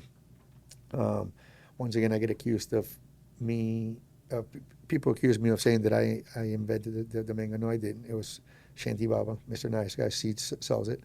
But I did popularize the name on Instagram. Sure. For the mango strain. So anyway, back to the Purple Punch thing. So then this guy hits me up on the DM, says, "I got a cut." And I go, "Okay, what is it, Purple Punch?" Never heard of it in my life. This was the infancy Purple Punch. What do you want for it? And he goes, he told me all this, and that. Whatever, I'll throw $1,000 at it. How can I get it to you? When can you fly out to California? I go, fly out to California. I'm in California right now. He's like, what? What do you mean? I thought you were in Miami. I go, well, this is my mango. Everybody thinks they're in Miami, like most people in it. But no, I'm in California. I go, I'm on my way to the airport. Meet me at the airport. So he goes to the airport. On the way to the airport, I call the girl that's working for me at the trap. I go, hey, do me a favor. Meet me at Sacramento Airport. So I had left Oroville on the way to the airport. She had left Oroville on the way to the airport. And I meet this guy at the gas station. I think it's the Arco gas station, Sacramento Airport. Yeah. And I give $1,000. He gives me a few cuts. So then I take a picture of it. And I get on the plane and I post it. Purple Punch. Purple Punch. Never heard of fucking Purple Punch. Yeah. I get on the plane and take off 33,000 feet. By the time I land, fucking DMs are blowing up. The fucking page is blowing up. I guess, and I didn't know this. I guess somebody took the cut from somebody. Oh, shit. Okay. No fucking idea. I'm a new guy here. New on Instagram, no nothing. Knew nothing. And it was funny because one of the first, I think it was the first time that Ivan from Jungle Boys commented, "Oh my God, they couldn't keep it." And when Ivan commented, and everybody, then Supernova Gardens was the one that made the cut or something like that. So then the thread got long, and then people start following you. Whenever a thread gets long with comments, it's controversial. Yeah. People start following you. So then I'm like, well, I guess it was $1,000 well spent. Right. It's $1,000 well spent. And this one was already like everybody wasn't fucking with it, or this is when it was new and they're like, why the fuck do you have this? No, yeah, exactly. Gotcha. Exactly. How the fuck did this dude get this cut? Because it was so new. I guess there was a beef between the group that had it. Yeah. Something happened, and it got taken. Always. It got taken. I mean, I don't want to use the word stolen because I didn't know, and I wouldn't I mean, I didn't know. I mean, if I would have known it was doubt. stolen, I wouldn't have done it. I didn't know. I'm the Right. new guy here. Right. So I started growing this cut, and it was just so photogenic. It's so pretty. It's easy to grow. Anybody looks good. So so that's kind of the two big things that kind of started the following of Miami Mango. Wow, dude. And Miami Mango, and then I got up to 80,000 followers, and before they started fucking delete me. Whacking pages, Whacking yeah. pages, yeah. We obviously stopped hashtagging cannabis or hashtagging anything that had to do with weed. Got deleted, and then you have to start a new page. Miami Mango 1.0, Miami Mango 2.0. To the point that now I'm back to Miami Mango, Miami period Mango, because I've lost this page 3 times, and I've gotten it. Eventually, the name comes back up available. So the name that I got now is my original name that I got back because I've gotten deleted it 3 times. Wow. That name has actually got deleted at 79,000, just shy of 80. It got deleted like at 5,600, and now I just started again. It's like at 2,200. This particular page. Well, let's run him back up, folks. Where the fuck you guys been? Let's run him back. Let's run this guy back up. I mean, obviously now the trick is to run multiple pages. Yeah, for sure. The Instagram SOP is open multiple pages and use one to boost the other one, and then interact them with each other. Post here today, post there in 3 days, the same post, and then back and forth. Plus, if they ever delete this page, you have these posts over here to repost on your new page. Yeah. So you kind of don't lose the stuff. Yeah, man, that recently happened to me. I lost my page, and I was juggling 3 Instagrams. I'm like, this is kind of nice, bro. Back down to 2. I don't even give a fuck, bro. I might get it back, but it's tough nowadays. And now all these scammers that it's another scammers about bringing back pages that if these people delete you or not, or sometimes it fucks with your mind, But I just started a new page. It's like paying taxes. It is what it is. What do you do? Yeah. By the way, if anybody out there works for Instagram, let me know. We could always use a plug, brother. We could always use a plug. Absolutely. Yeah, man. So I see you guys are in dispensaries. When did that jump off? We've been cultivating now, open cultivation for about a year and a half, and Nice. it takes a while, man. I got to tell you, if I would have known then what I know now, I would have probably thought about going into cultivation a little bit harder, because I was thinking about it really hard back then, thinking, man, this is going to work. But I knew that the partnership with Trollmaster and the lighting, it's not just a place to, let's say, grow weed. It's a place to showcase products. Sure. And be a showroom to sell product, to sell hydroponic products. And so I knew that we needed a place. We needed a place. And obviously I always was a dream to be in direct market. But I don't give a shit what anybody says. It's a brand new facility with a bunch of, number one, I took 5 years off of growing. Okay. Because I couldn't. And then now I took a hiatus. Then now I went from a trap, that's roughly, 75,000 watts to, a 20,000 square foot building with all new tech, super techy, and then I haven't grown in a while. So a lot of people look at my facility and go, wow, this fucking rocket ship is gonna do great. It's gonna fucking grow the best weed. And let me tell you something. Like I told my guys, it was going to take us 2 years to dial this thing, and they laughed at me and they said 6 months. No, every place has got its quirks, every place has got their tricks, Sure. and I wanted, we sell a lot of bulk weed to other companies that make a pretty penny off of us. Sure. Well-known companies, they come buy our stuff and they white label it, but I think that just about now we got the right product to be able to stand behind it. Cool. Put my name on it per se. Nice. These what's happened to be some lemon cherry gelato. By the way, we got like 3 or 4 phenos of lemon cherry gelato. This is just one of them, and the other one is carbon fiber. I think carbon fiber. Carbon, hell yeah. Carbon fiber out of finest. Nice. We obviously got some of these cherry varieties that are going to dude. pop up: royal cherries, wild cherries, gusher runts, wild cherries, and I forget what that is over there. So we got some different flavors that are getting ready to get packaged. That's an LCG 80. 80, yeah. What's 80 mean? 80 is for 80 East. Okay. Another grower in town. We got that cut from them. So they're all LCG/C for, let's say, cultivated for Sergio. Yeah. We got a cut that he's got. Oh, cool. So there's 4 different versions of some LCGs. But yeah, we just started going to the stores. The swing into the stores is also something that has to be done strategic, because let's say, for example, you have X amount of weed a month that you're bulk selling to these other companies through distribution. They have white labeling, and they pay you right off the bat cash. It's it's not on the front. They pay you right off the bat. You need that money to keep operating. Oh, yeah. So if you go into the rec market, you can just take all that weed, put it in the rec market, and keep operating, because some of these guys have terms, whether it's 2 weeks, 30 days terms. Yep.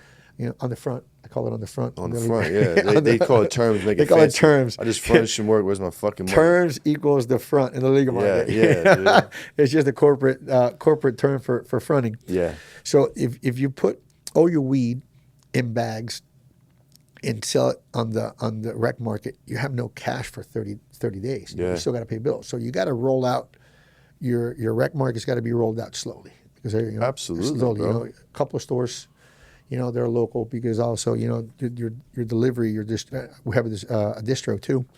Your delivery can only go. You only have one van, and it can only reach so far. Yeah. So you start with the local shops, and as that 30-day, like when you sell weed, there's always those guys that you sold them weed, and then the only time you got money back is when you brought them weed again. Yep. And then they pay They you exist. for the past one, for the past load. You bring them weed again, they pay you for the past load. Yeah. Same thing in the corporate world. When terms, when they want another one, they pay you for the last one. So you just got to, and you do double up. The bulk sales is not the way to go. It's they hammer you, just like they hammer you. Yeah. When you start doing your math of, if I'm going to get 100 pounds, this is how much you get. No, they pay you a certain amount for the A's, they pay you a certain amount for the B's, Yeah. and then the smalls, and then the micros. Everything's got a window depending on how many and depending on the strain. So you got to roll out. So you're not making the money that you think you're making, because they're beating your ass up. I think the average pound of weed might be, let's say, $1,000, because some A's might be 1,400, Yeah. 1,200. The B's could be 1,200 down to 800.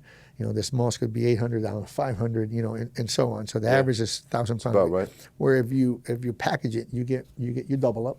But then again, there's only so much reach you have, and you got to give them terms. So you can't just plus you can't think, hey, I'm going to go into every store in California, everybody's going to take my weed, and No, sir. and I'm going to double up. No, it takes connections, and it takes good weed, and it takes time.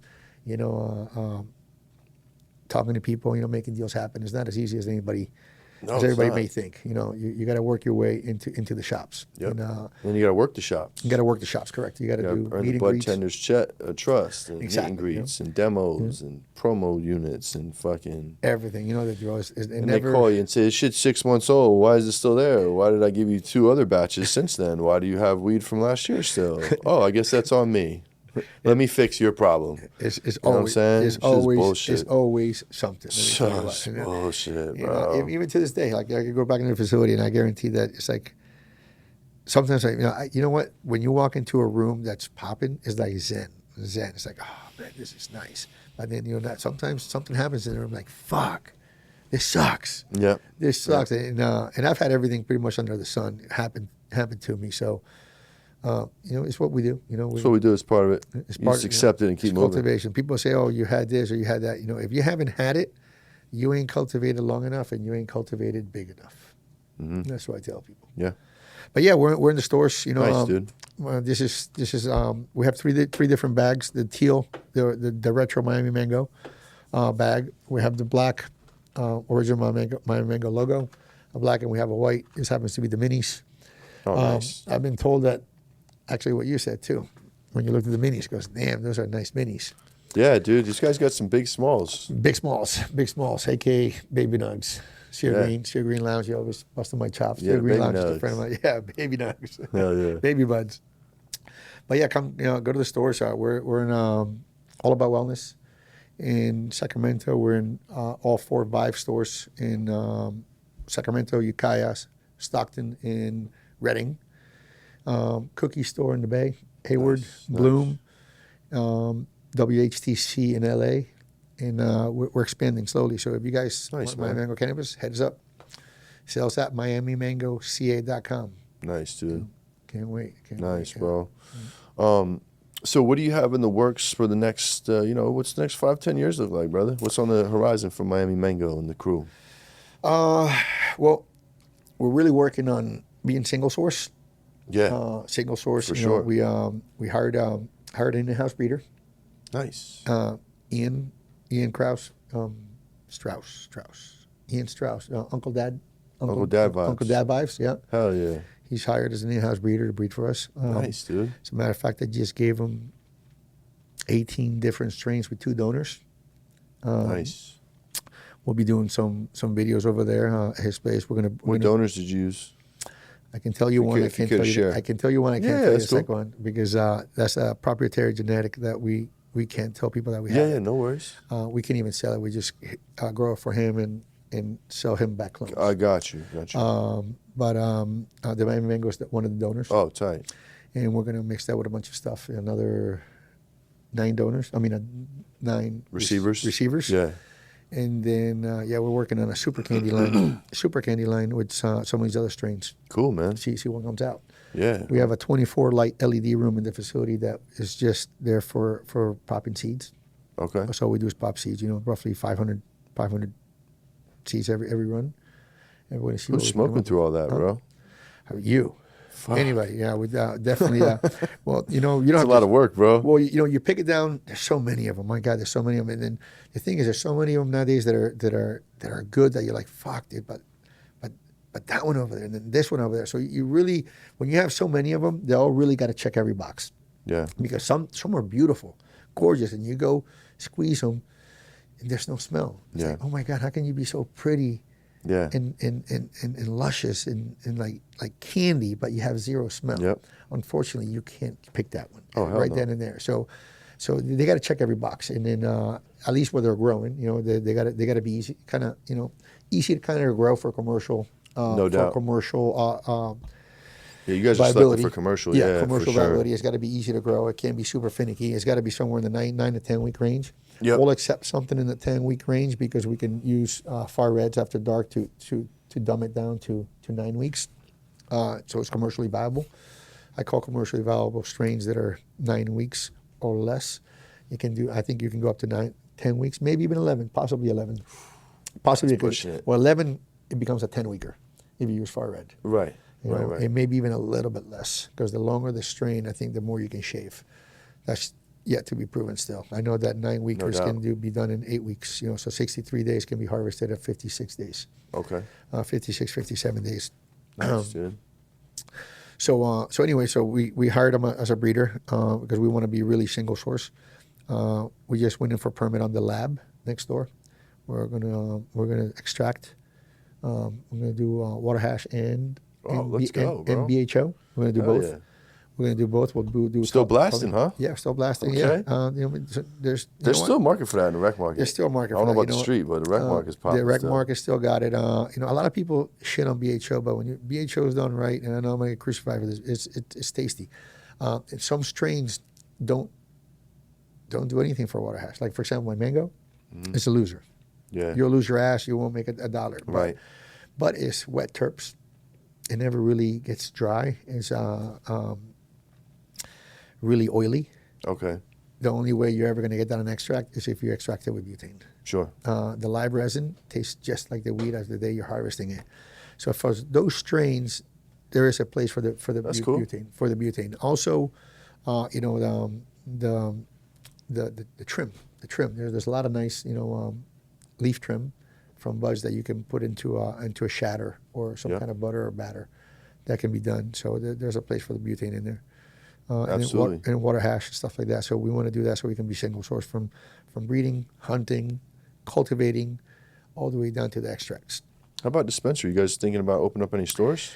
Yes, we're actually in the process of negotiations. Oh, very cool. It's very early, very early. That's where it starts, So I got to start somewhere very early with a place in LA that we could possibly rebrand that store. Tight. We'll see how the future goes. I'm not going to say what store it is, but there's one that we could rebrand it. And then working on some other people here in Sacramento area. Nice, dude. To brand one. So and that would be like the ultimate dream to be able to have a dispensary. That's kind of when I was started coming to California in 2010. I thought, I'm going to go grow weed and I'm gonna kick ass, and I'm gonna do this. I'm gonna have a dispensary. Yeah, all those dreams got crushed. I mean, because the competition here is fierce. Yeah. And it quite didn't work like I expected or wanted it to. No doubt. No, but it's been now, what, 2024, now it's been 14 years since. Yeah, 14 years, bro. 14 years, and it's finally, we're finally getting there. You hear that? Yeah, finally getting there. 14-year overnight success, folks. Don't hate on this man for his accomplishments, man, because he took 14 years eating shit out here. He got cased up, the whole shit, bro. Oh, God, yeah, 14 years nonstop. I mean, so many doors been shut, slammed. Looking at jail time, fighting cases. Bro. It definitely has not been a walk in the park to say the least. Man. Yeah. It's not easy to pick up and fucking start your life over another And I'm state, from out of bro. state. You know, Yeah, same here, man. I'm a It's black. fucking hard. I don't. I hate to say this, but some people don't like me just because I'm Floridian and I'm outspoken sometimes. Yeah. I'm a little loud sometimes, but you got to understand that also. I didn't have a place to grow weed for a long time. Like I said, I didn't have the capability to walk into a fucking beautiful grow and show, 100 lights and stuff. I went into the meme game, and then I think that kind of got me a lot of enemies for some reason. Because the organic guys hated me, the guys who hand water hated me. It's like, dude, it's a meme, but so I got a lot of animosity towards me when I was making the memes. But you got to understand, I got a family to feed. Sure. And if a little controversy, a little drama, gets attention to the page, that's what I needed. I needed attention to the page. More eyes on the page could turn into customers, and that's kind of the way that I had to address it. I didn't have the 100 light grow to go in there. Hey, let me show you my 100 lighter with all these flowers and look at these buds. And I didn't have that, so I had to reinvent the wheel. I have a family to feed. I got to be true to my family. Yeah. So the meme game came up, and like I said, so a lot of people here in California sometimes still don't like me. That's all right. Not everybody's gonna like you. It is what it is. They don't pay your bills. Can't pay bills with other people's opinions of you, 100%. You can't deposit opinions and you can't deposit excuses, baby. Nah, you can't, man. You can't. I got some guest questions I want to run you through, but I have a random one that we're going to start with. Okay. Have I been eating lobster tails wrong this whole time? Because I seen a lobster tech, and I was unaware of this fucking membrane you have to peel off the lobster. Maybe I'm a fucking... a peasant, and I eat like fucking lobsters like a peasant because it's not that much meat on there. So tell me about the fucking tech, bro. That's hilarious. So yeah, this has been tested by Trap Jesus, by the way, and he confirms that it's better. So here's the deal. Okay, so in Florida, we go lobster diving. There's a season, and we can go catch lobsters, and everybody on the boat's got to have a license with me, whether you're a chick or not, because if you're a chick, you ain't diving down there for the lobsters, but you're a person that can have, depends what time of the year or what county, you're worth 6 or 12. 6 or 12 heads. Gotcha. Tails. Lobsters, you know what I'm saying? So let's load the boat with chicks, let's load the guy, a couple of divers. Only a few divers, because then we get to split the bounty. You know what I mean? Yes. We cook and we split the bounty. Yes. So, dude, sometimes you go in to get, tons of lobsters. I had a box freezer that's shared with weed. Yeah. But I had a box freezer full of lobster tails, and then there's so many fucking lobsters that you only want to eat the good part. Yeah. It's like when you can eat lobster every fucking night. We had these solo cups. Like I show people too, the solo cup tech.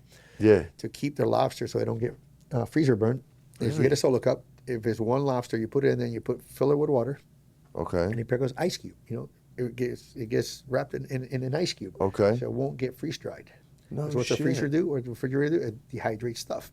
Yeah. You have a tomato in there after a while, it gets all shriveled up. Yeah, sure. Stuff like that. So we had freezers full of lobsters, solo cups. Solo cups. Holy and shit. Ice cubes inside. If it was two small ones, you'd put them like this and put them in the solo cup. Okay. And the trick is I always gave out the big ones. I gave away the big ones, and I kept the small ones. Gotcha. Sweeter. They're more tender. Yeah. They're more tender. So if you ever eat a lobster, it's like kind of this is okay. So lobsters also they have exoskeletons. Yes. On the outside, Yes. they shed. I'm familiar. They shed their shell. Mm-hmm. And because sometimes you're diving down there, you might find one that's totally soft. It just molds. It's close molted. Molted, yeah. Molted their Yep. shell. You kind of let it go, but those are hard to peel because the shell's actually almost stuck to their meat. Gotcha. So you end up pretty much shredding the lobster. It's not worth it. Just let the thing live. Sure. And so you can harvest it again. We were really always good about leaving the pregnant ones down there. Okay. If you turn them over, they're full of eggs. You let them go. Gotcha. It's freaking huge fines anyway, or shorts. You guys let them be. So anyway, you get these lobsters. You wring them out. You get the tentacle. You give it a colonoscopy, pull the poop out, and then you put them in the ice.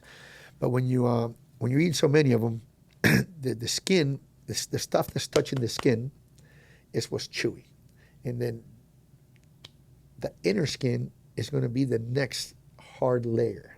So it gets thicker and thicker and thicker and thicker, and to the point that it gets so the lobster is going to grow that it molds the shell, and then that skin eventually starts getting hard. Got it. So the closer you catch a lobster to molt or shed its skeleton, the thicker that skin is and the chewier it is. Okay. So what I no do good. No, it's just chewy. If you ever chew lobster, that's the red part. That's the chewy part. So Okay. So since I have so many of them, I only want to eat. Got you. This is making sense. So many of them that you only want to eat the good shit out of it. And then when you make a pasta dish, in the restaurant they're not going to take time to do Hell this. no. It takes too much time.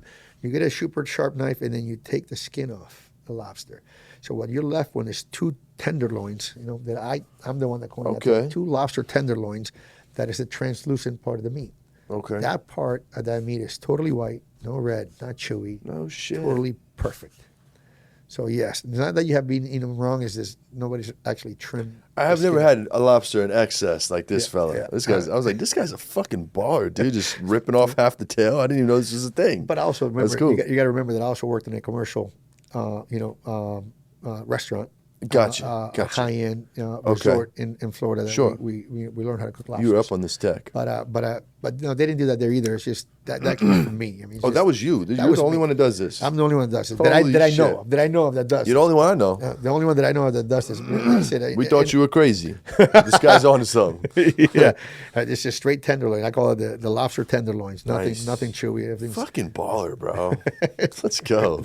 That was a funny question. I love it, man. I've been super fucking curious about that, man. I was waiting to get you on the show to pop it on you, man. Let's talk stone crabs. Oh, dude. Those stonies, bro. What is the stone crab season?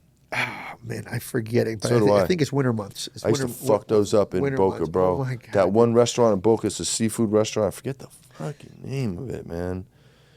There's several that go in and out. There's several. All you can eat like on a Monday or a Tuesday. Me and the wife used to go and fucking kill it. But you can Stone go to Deerfield crabs. Beach. Deerfield Beach, Wells Rib. The Wells Rib is that little like a raw bar on the beach. Nice. They have stone crabs, and you have the smalls, the mediums, and the jumbos and stuff like that. It's delicious. God damn. A lot of people don't know about stone Yeah, a lot of crabs. people don't know. That's Don't know anything that's a about Southern stone Florida crab. thing. That's man. a Southern Florida. It's seasonal. Yes, correct. Yeah. Seasonal and Southern Florida.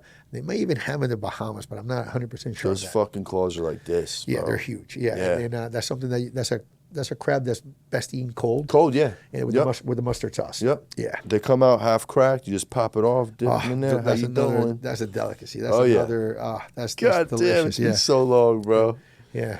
I gotta time my next Florida trip right, man. Yeah, me too. Me Yeah, too. I think it's gonna be on July 4th. Solid. Yeah. So, what do you know that the industry should know, or what are you calling bullshit on out there in the cannabis world? Oh my God. Let me see about this question, because I knew this question was coming at some point, and that's a tough one. I mean, There's a lot to talk about. Yeah, there's a lot of stuff that's been discussed. I mean, obviously, one that everybody says is that that you buy weed on THC levels. Everybody's different. Everybody's different, and some people want to get high. Some people like the flavor. So I mean, I don't know. I don't know if THC levels have to do anything with your inner cannabinoid receptors. So some weed that is tested 19-18% sometimes gets me higher than something that's 30%. Oh yeah. Terps, baby. Can you explain it? No, exactly. Something about the terps. Whatever that mixture, when it's combusted, it works better on you. So that's probably one of the things. In cultivation, we recently found out that there's such a thing as too much wind. It actually over evaporates Really? your plants. Okay, so past stress in the plant to make it strong, you could actually evaporate terps. No, not necessarily evaporates terps, but what it does is there's a big talk right now of dehumidifiers versus refrigeration, hot gas reheat. And we've been struggling a little bit with humidity in our place. Okay. And we found out by accident, and there's no facility in the world that's got as much air movement as the one that I built. We got some high velocity fans, a lot of them up on top, moving air. We also got the air glides on the grow glide racks, and we also got under canopy, under carriage or under the bench fans to circulate the air. Okay. And the air is moving. And then, everybody thinks more air moving is great. But there is, after a year of battling some humidity issues and by accident of leaving the fans off and then looking at the graphs. The graphs is everything. Graphs don't lie. Math don't lie. Yeah. 2 + 2 = 4. 2 and 2 is 22. Two together. Yeah, that's right. But anyway, the graphs don't lie. So we always look at the graphs to confirm or deny what we had a hunch on. And we realized that if the fans are too fast, it actually increases the humidity in the room because the air is going past the leaf and it's sucking the leaf out of the moisture, so you're evaporating it. Kind of like if you have a wet T-shirt, you put it in front of a fan. You know what I'm saying? In front of a fan to dry it. Yeah. Okay. The humidity went from the shirt into the air. Same fucking thing with the leaf. Oh, okay. The same fucking thing with the leaf. Interesting. So as the leaf is drying, what does the plant got to do?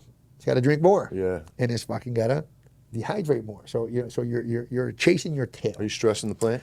I don't know about stressing the plant, but you're chasing you're not helping the plant at a certain point because you're trying to keep your humidity levels here, not here or down here. You know what I'm saying? You want to keep it steady. And too much airflow is causing not only in the environment, but also is drying your medium. As the air is going through your rock wall, by your rock wall, it's drying your rock wall, which is increasing your EC in your rock wall. So you're doing somewhat of toxification, if that's a word, of little toxicity. I like it. We'll accept that as a word. Toxification. We make up words on this show. We don't give a fuck. Yeah.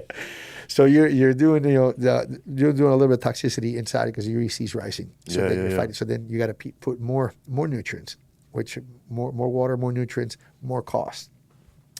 So then you went down the rabbit hole of finding out about airspeed for transpiration and.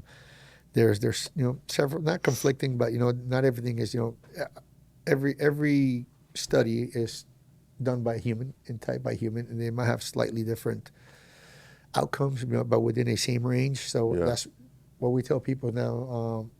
Now it's just when you go to your room, you turn on your fans, and let me tell you, a lot of people don't have the ability to do this. We do because we're Trollmaster, Sure, and we have our own fans that we can group them and tune them, kind of like you do crop steering. Okay. We can tune the air to blow a certain 1 meter per second, per se. Okay, gotcha. 1 meter per second, 1 meter stuff past your leaf, because that's enough for transpiration and not too much to dry the leaf out. Okay. Well, that's interesting, bro. I've never heard that one. That's cool. No, that's a new one. That's a new rabbit hole that we went through lately. And how this came about is, so we have fans moving. Girls are leafing. They try to put it in a bucket. Not every leaf goes into the bucket. The fucking place becomes somewhat of a mess. Sure. So hey, boss, can you, they go to our director of cultivation or somebody, floor manager, can you guys turn the fans off so we can clean up? They're done defoliating. So they went and shut the fans off. And we kind of forgot to turn the fans back on after like 30 or 40 minutes. So a few hours went by before we turned the fans on. And the director of cultivation was actually the one that was going to turn the fans on. And then, he just decided, great dude, great at his job. He decided to check the charts and said, humidity went down. Interesting. Interesting. You know what? Let me leave the fans low for the night. You know what I'm saying? Okay. This low for the night. You know what I'm saying? Because I think he shut the undercarriage fans down, the air glides fans off. The ones in the top we leave a little bit, on because they're just circulating air. But anyway, the graph came down. So then he left it overnight, and then the next day he says, I want to show you something. Come on, let's go check it out. So then we looked at the charts on the computer. They go, wow, interesting. And I go, you know what? When I was building this thing, I've toured plenty of people through my facility. And Ramsey Nubani, well-known guy, respected in the industry, he says, Alex, there's such thing as too much airflow. It's too much airflow because obviously I'm showing what the fans can do. It was empty at the time that he looked at it, I believe. It was under construction, so I put everything on high. And he goes, wow, that's a lot of wind. And it is. I mean, you can run the things at 100. But we realized that even at 60 and 70% is still too much. So anyway, I called them and I said, hey, you told me that there's such a thing as too much airflow, and you said a number, and then he goes, this is the number, and you send me some data. So he sent me a couple of links, and then from those links you just you go down that rabbit hole, and Sure. then you start taking pieces from everything, and then you start playing it in your own facility. You start adapting, and then you're confirming what a lot of these people have said. I mean, I didn't even know that they even have wind maps for barns for cows or something like that. I mean, there's just the wind rabbit hole went deep. But yeah, we realized that there's such a thing as too much airflow. You're actually creating more humidity inside your space envelope when you're too fast for leaf transferation. Wow. There's a certain speed. So we dialed everything down, and guess what? Our humidity points went down into anywhere between 4 to 7 points, depending on the room, which is huge. Yeah. Which is huge. And then the plants are still moving. They're just not, like constant shaking. Good shit, man. Good discovery. And when I read your notes on that, I was like, oh, cool. We're going into some joint tech. You're like, better airflow. I'm like, okay. THC, airflow, and joints. I'm curious what this guy's got to say about smoking joints. Wrong airflow.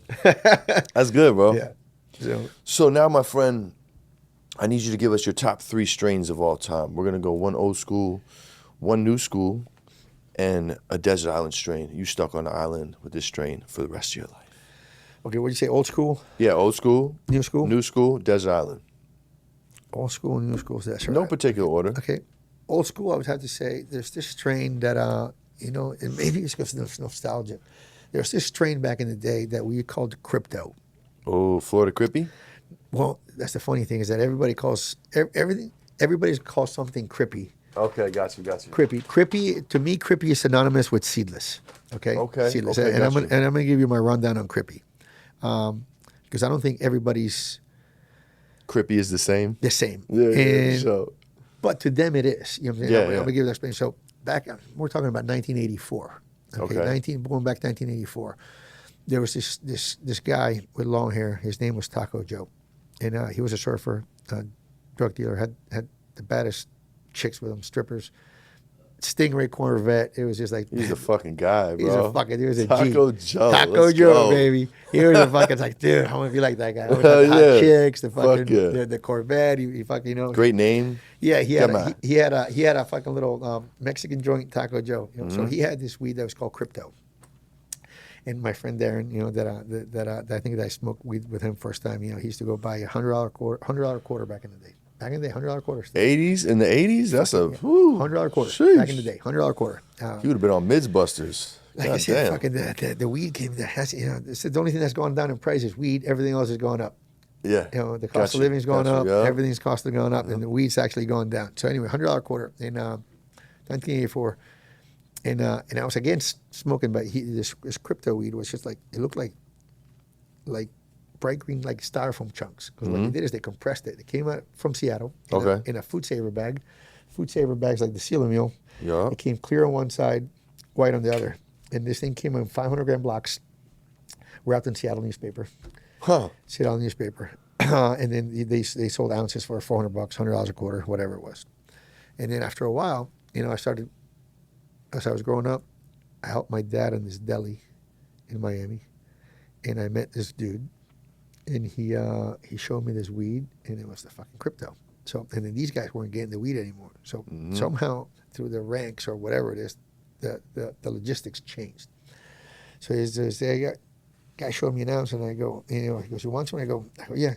Give me like, how many pounds you got? No, I don't know. I was the newbie. I don't know if I have that, whatever. Maybe a quarter pound. He's like, what the fuck am I gonna do with a quarter pound? I'm looking for packs. Right. So I kind of never stayed on him. So a little while back after he takes me to his house and shows me a brick, a brick of weed. I was about to say, what kind of brick? Brick weed. We in Florida, you know what I'm saying? Brick weed. And I'm like, fuck. I'm like, this is the weed. This is the weed. How many you got? So he gave me 10 bricks. And fucking, I was driving. I remember that day, man, driving home from Miami to Palm Beach. And I couldn't fucking wait to start calling these guys, start selling this weed. And then that's the weed that got my foot in the door with every pot dealer in South Florida. Oh, no shit. That was the weed. So this is your old school. This is the old school. The- This is the old school because every crypto? the crypto. The crypto. So everybody that got it. everybody that sold weed would buy my weed to This smoke. is the 80s? This is the 80s. Yeah, yeah. By the time I Okay. got it, but that was 84. Like I didn't start getting this weed. I was 1. I didn't start getting this weed till I was like 1990, 91-ish, Okay. 91-ish, 91-ish. So, Cool. so like I said, the logistics changed over the years. No doubt. 91-ish. So what you taking to the island, boss? Taking to the island. Oh man, I'm gonna have to say. I'm gonna have to say that one. Okay. I'm gonna have to say that. You could one. double up. I'm gonna have to say that one. Something new you're fucking with. Ooh, there's so many fucking good new ones right now. There's so many good ones right now that they're insane. This Royal Cherry's pretty fucking good. This Flamingo runs that we got is fucking damn good. There's so many good ones. No, nowadays. that's probably the hardest one to answer. Yeah, there's No, it's so many. We're good spoiled, ones, bro. right? There's so many good ones Yeah, nowadays. yeah. It's like every you time. Can, you can land on those too. That's cool. Yeah. The Royal Cherry's just I'm a shameless plug. This is coming to a dispensary near you. Royal Hey, it's called Cherries, Talk Your Shit, bro. This is your episode. And Let them know. Wild cherries. This is what we call the cherry variety. We also got an LCG that was crossed with oh my god, I'm drawing a blank. Oh my god, I can't believe it. We call it oh my god, I'm having a fucking brain fart right now. But it'll come to me. But anyway, It'll come to you. this Royal Cherries, yeah. This Royal Cherries is fucking So that's the one I should roll up first? Yes, this is one of the Alright. this is one of the favorite ones in I the bet. facility. Super candy, Yeah. that's kind of what everybody wants right now. Yeah, yeah, Candy, big time. Fresh candy Big gas, time. that's a good one. Oh, yeah. The wild cherry. If you could bring back one strain, what would it be? The crypto. Crypto. Back, Let's go. Crypto. So then back to the crypto. So everything was crypto back then, and then the Cubans started fucking getting in the game. Cuban Black Haze, talk about The it. Cubans started getting into the game hard. Cubans kind of like the Asians here. You know what I mean? They all fucking got their own. They're all fucking pumping. Yeah. The Cubans were You pumping. fuck with Piff, bro? Yeah. We all. That's all we had down there. I mean, we had Let's all the go. hazes. We had all the hazes. Did you enjoy the Cuban Black Haze? Yeah. Cool. Yeah, You yeah, probably had yeah, it before yeah. me, bro. We had it. We had all that shit. So, but the Cubans they're beasts. They're beasts. Yeah, hell yeah. Shout out to the they're- Cubans, man. They're hungry. They're hungry, and then anything that was seedless, they would call it creepy. Hey, you got the creepy? You got the creepy?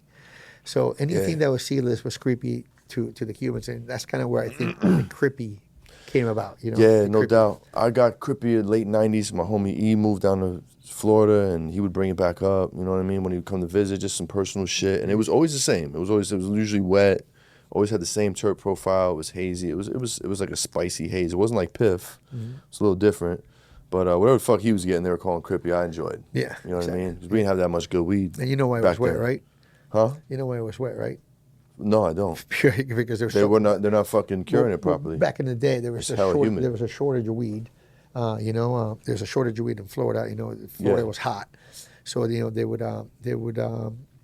would start drying the weed, but they wouldn't fully dry it. Got and you. They would fucking bag up the pounds, keep the pounds open. Got and They you. would sell it to you. Got would you. sell it Yeah, to it you. was spongy as fuck. So then, as you grabbed it, you fucking sealed it. You went home. Yeah. And then you went home, and 2-3 hours later, the shit was wet. You were pissed. They fucking made out like a band. They Oh, yeah, already got wet your weight, money. bro. Yeah, wet weight. Fucking, you were pissed. Oh, yeah. There's a couple people that I would never freaking buy weed from again because they got Yeah. me. They got me like that once, and that's dirty. You don't do that. No, for sure. For sure. You know? If you could smoke with two people, one that's dead, one that's still alive, who would they be? My father, because he was so anti-weed. Okay. He was so anti. He's no longer with us? Huh? He's no longer with us. R.I.P. to he's no longer Pops. with us. My dad, like I said, he's an agronomist. He grew actually plants. Yeah. That was his field. He was an agricultural engineer, Nice, bro. and he hated weed. So I like to be able to smoke with him just to Yeah, show him, man. you know what, it's just weed. Yeah, it's all It's good, just Pop. weed. You fucking smoke and just chill out. Your son's not that bad. Yeah, no doubt. No doubt. So my dad, and I think if he was alive, he'd be proud of kind of what I've accomplished. to Yes, this he day. would I be, think man. he would How be old so- were you when he passed? let me see. He was 72, and he's been gone for about 15 years. So I Gotcha. think I was like in my mid 30s, mid 30s, Gotcha. mid 30s. Yeah, Yeah. sucks, man. So definitely miss Pops. He was hardest working guy I know. Oh, yeah. He was definitely a hard worker. And somebody that's alive, who would you blow it down with? Donald Trump. Trump, huh? Trump. That'd be a hell of a cipher, bro. That'd be a funny cipher, bro. He's He be anti-alcohol. talking his shit. He's anti-alcohol, I think he's anti-weed. Yeah. Even though, whatever. Yeah. I am No a Trumper. shit. I am a Trumper. Hey, man, it is what it is. Hey, but it's a free fucking country. I'm a Trumper, but I like to be able to smoke with him to show him that, you know what? Weed ain't that bad either. Yeah. So two people that I would like to change their minds to say, you know what? It's just weed. You know what Just I mean? weed, it's man. just weed. You know what I mean? Yeah, All this I dig that. all this fucking taxation, all the hoops that we got to Yeah, jump man. with as cultivators. Like, dude, the Gotta take gateway, it easy. if there's a gateway drug, it's fucking alcohol. All day. It's alcohol. All Nobody fucking smoked day. a joint at 2 a.m. and says, I want to kill the coke dealer. Yeah, Plenty of dude. people are fucking drunk. But I've as done shit. that on alcohol, bro. I've made some shady phone Shady calls. phone on calls fucking- when you're on alcohol. and that's on beer too. You know what I'm saying? Beer too kicks in. I'm like, hey, you know what, man? yeah. Let's make a phone call. Let's call Cuzzo real quick. Yeah, let's make a phone You know call. what I'm saying? So this is back in the day, like Yeah. back in the day. Yeah, You so feel this me? is definitely not the gateway Yeah. drug when anybody tells you. This is, I mean, weed is just so, it's like, it ain't it. It ain't the gateway Ain't drug. it, bro. So I just want like to smoke Yeah. with those two people and say, you know what, it's just fucking weed. Now, after they smoke it, like, okay, no. I dig that. Are you really going to kill somebody? You Yep. really go rob a bank or you go nuts? No, dude. No, Said exactly. no It's fucking just buddy fucking that just weed. smoked ever. Yeah. You know? I just kind of get their vindication from like, okay, you guys are a bunch of fucking losers. You were right, you know? Yeah. So I don't, that's it. I don't. No, that's cool, My man. dad and Trump. That's good. Shout out one of your mentors from back in the day that had a big impact on your life. Of weed or just anything? Whatever, bro. That could mean whatever it means to you. There was a gentleman that we're not friends anymore, but you know what? The dude, I'm going to give him a shout out. His name was Jeff Gambos. He when I was working construction, I was a carpenter, labor carpenter. He loved smoking weed, and I got away with murder because he had the best weed in town.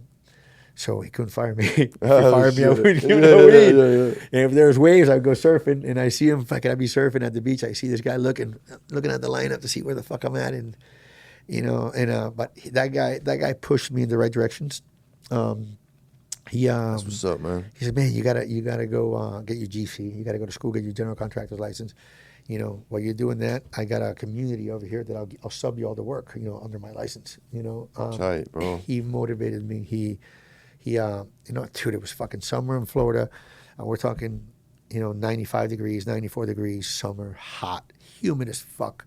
I'd be fucking tying steel, tying steel on these holes, and he'd pull up with this brand new Chevrolet truck, 2 brand new jet skis in the back, leave the truck running, fucking looking good. He'd come walk, and I copied this from him. He'd come up and go, hey man, you know what you're doing? Just to fuck with you. You know what you're doing? You're on a hole, you're sweaty, you're fucking grimy. Yeah. You know what you're doing? Yeah, you got any weed? Come on, let's go.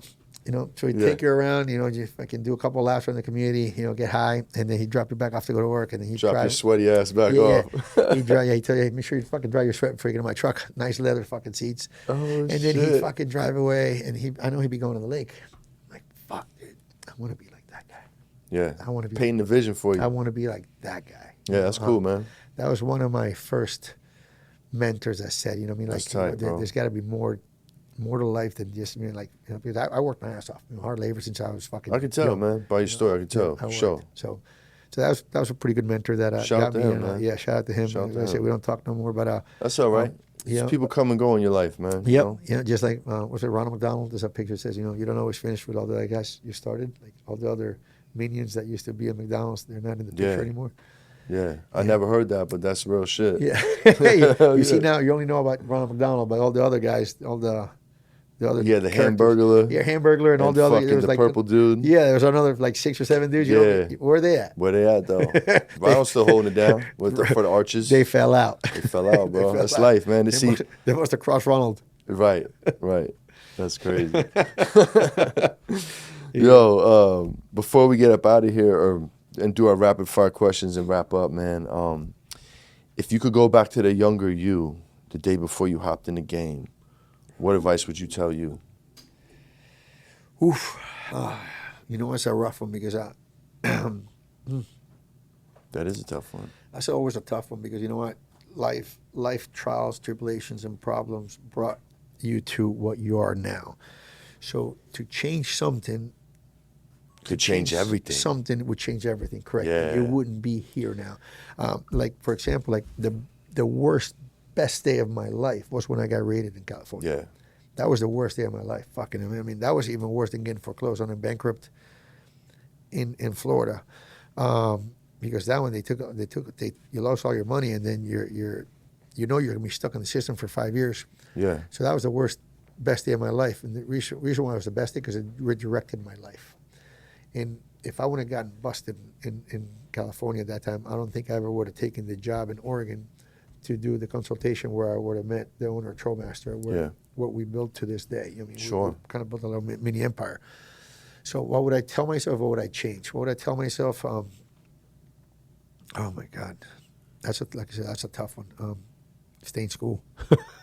No, take that back. School ain't worth shit nowadays. No, I would say finish high school, and then whatever you like to do in life, do it 110%, and don't stop. Don't take for an answer, and just keep grinding. You're not going to succeed every time. Like I tell people all the time. You know what? It took I forget. I mean, I don't know if this is a fact, but I've read it that it took Thomas Edison 840 times to figure out how to make a light bulb. Yep. Well, he learned 839 ways not to do it. That's right. Not to do it, And then if he could have gave up 838 times, he would have never, made the light bulb, And whatever vision that you see for yourself, and I'm a firm believer on manifesting. Same here, bro. And I love coming on these podcasts and talking about what I want to do in the future because I'm manifesting it, and then I'm putting my money where my mouth is, and I put pressure on myself. I just, the pressure on myself. I said I was going to do this. Now I better fucking do it, because if not, people say, he said he was going to do this. He would say he would do that. He didn't do shit. So it puts a little pressure on me to be able to follow through. That's right. Follow through. And you certainly, we just recorded that, so yeah, you got to do it now. It's on here. You feel me? It was written. I'm going to work on it. I'm going to work Nice, on it. bro. All this was a thought. That's it, at man. one point. All this came to this was definitely a thought that, you wanted to do it, and then you just gotta. It doesn't happen overnight. Just like you said, 14 years just in California trying to work on this. Yeah. Besides the other, 20 years. I started in 1995, 96 growing weed. That's when I started growing weed. I started smoking weed then. Yeah. Yeah, 94. Yeah, 94. Yeah, 94, I started smoking 1995, weed. 96 is when we started growing weed. Tight, bro. Uh-huh. Sick, man. Yeah. Love it. So no, I just I would dope, tell bro. myself just keep grinding. Don't take no for an answer, and then whatever it is that you have in your head, just you do it 110%. Don't half-ass it. Yeah. Nothing good comes out of half-assing anything. Solid, bro. Solid advice, man. Before we get up out of here, my friend, we're going to do some rapid-fire questions. These are one-word answers, so try to keep them one word. Okay. It's not easy. Oh, no. Do your best. Okay. Ready? Do you like to smoke in the hot or the cold? Cold. Joints or blunts? Joints. Bongs or bowls? Like pipes or bongs? Pipe. Cold start or hot start? If you're dabbing. Do you dab? Every once in a while, they fuck me up. Yeah, they do. But no cold start. I would say I would get Going in hot? hot temperature. Cool. Right temp. The right temp. Right temp. That's right. Not Low hot. temp dabs. Yeah. Street smarts or book smarts? Street. Fear or respect? Fear. Yes or no? Yes. Batman or Superman? Superman. Haze or sour? Haze. Nas or Jay-Z? Don't care. Street Fighter or Mortal Kombat? Mortal Kombat. What's your favorite Ninja Turtle? The only name that I know is Michelangelo, I think. And you got orange on, so that'll work. Happen to work. You know what I'm saying? Because that's the only one That's that the I orange know. one. Yeah. That's cool. 80s or 90s? 90s. Coke or Pepsi? Coke. Pizza or tacos? Pizza. Pizza with pineapples or no pineapples? No pineapple. Tacos or burritos? Shit. Tacos. Mozzarella sticks or nachos? Mozzarella sticks. In-N-Out or Five Guys? Oof. Oof. That's a tough one. I'm gonna go Five Guys. Beach or snow? Ooh. Beach. Cheetos or Flamin' Hot Cheetos? Cheetos. The Wire or The Sopranos? The Sopranos. All day. For the perfect score, Pizza Hut, or excuse me, Pizza Hut or Domino's? Oof. Okay. Pizza Hut. Godfather 1, 2, or 3? 1. Pacino or De Niro? Pacino. Comedy or horror? Horror. Freddy or Jason? Freddy. YouTube or Netflix? YouTube. A morning person or vampire life? Both. That's savage. Blackjack or poker? Neither. I gamble in life as it is. That's right. Breakfast or dinner? Breakfast. Text message or a phone call? Phone call. Bike or skateboard? Bike. Automatic or revolver? Automatic. Jack or Blue Dream for the rest of your life? Jack. If you could bring back one dinosaur for your pet, what would you choose? T-Rex. Body Shot or Face Shot by Mike Tyson?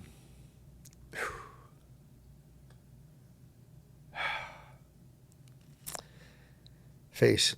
Mayweather or Pacquiao? Pacquiao. Shot of 151 or a hot dab? 900 plus. Shot of Glowy. Shot of liquor. Candy or gas? Gas. Tupac or Biggie? Man, that's a tough one too. Tupac. Wu-Tang or Death Row? Death Row. My man. Death Row. Good shit, bro. Good shit. Well, There's some tough ones there. that was a fun one. Yeah, you did well, sir. You did Yeah.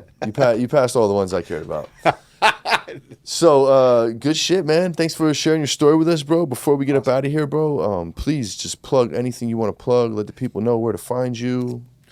I'm going to plug, obviously, Trollmaster, because I'm a part of Trollmaster. So keep buying the products. Thinker LED. We also got a actual brick and mortar Mango Tech store in Sacramento, first of its kind. Come check it out. We're slowly building the showroom, the simulated grow room. It's actually an actual grow room. It's not going to have any plants. Taking a little bit longer than I thought. So, but yeah, come check us out. We're getting ready to do an event, hopefully this summer, grand opening. Nice, bro. I'll be sure to follow the page at Miami_Mango. If I get deleted, you can always go to at mangotech.store and you'll find me there because we keep that page pretty corporate. We actually deleted all the cannabis out of it. Smart. So that page should stay for a while. We've got like 32,000 followers. So if you can't find me, I got all their accounts, but if you can't find me, go to at mangotech.store and you'll find me because I usually hope that page to get me back up. Nice, brother. Thank you, sir. Right on. Thanks for coming through, brother. Yes, sir. You know it, man. Cool. You already know, bro. Sick. Miami Mango, good pizza. Hit the Patreon. Subscribe to the channel. We love you. Peace, love, good pizza. We up out of here.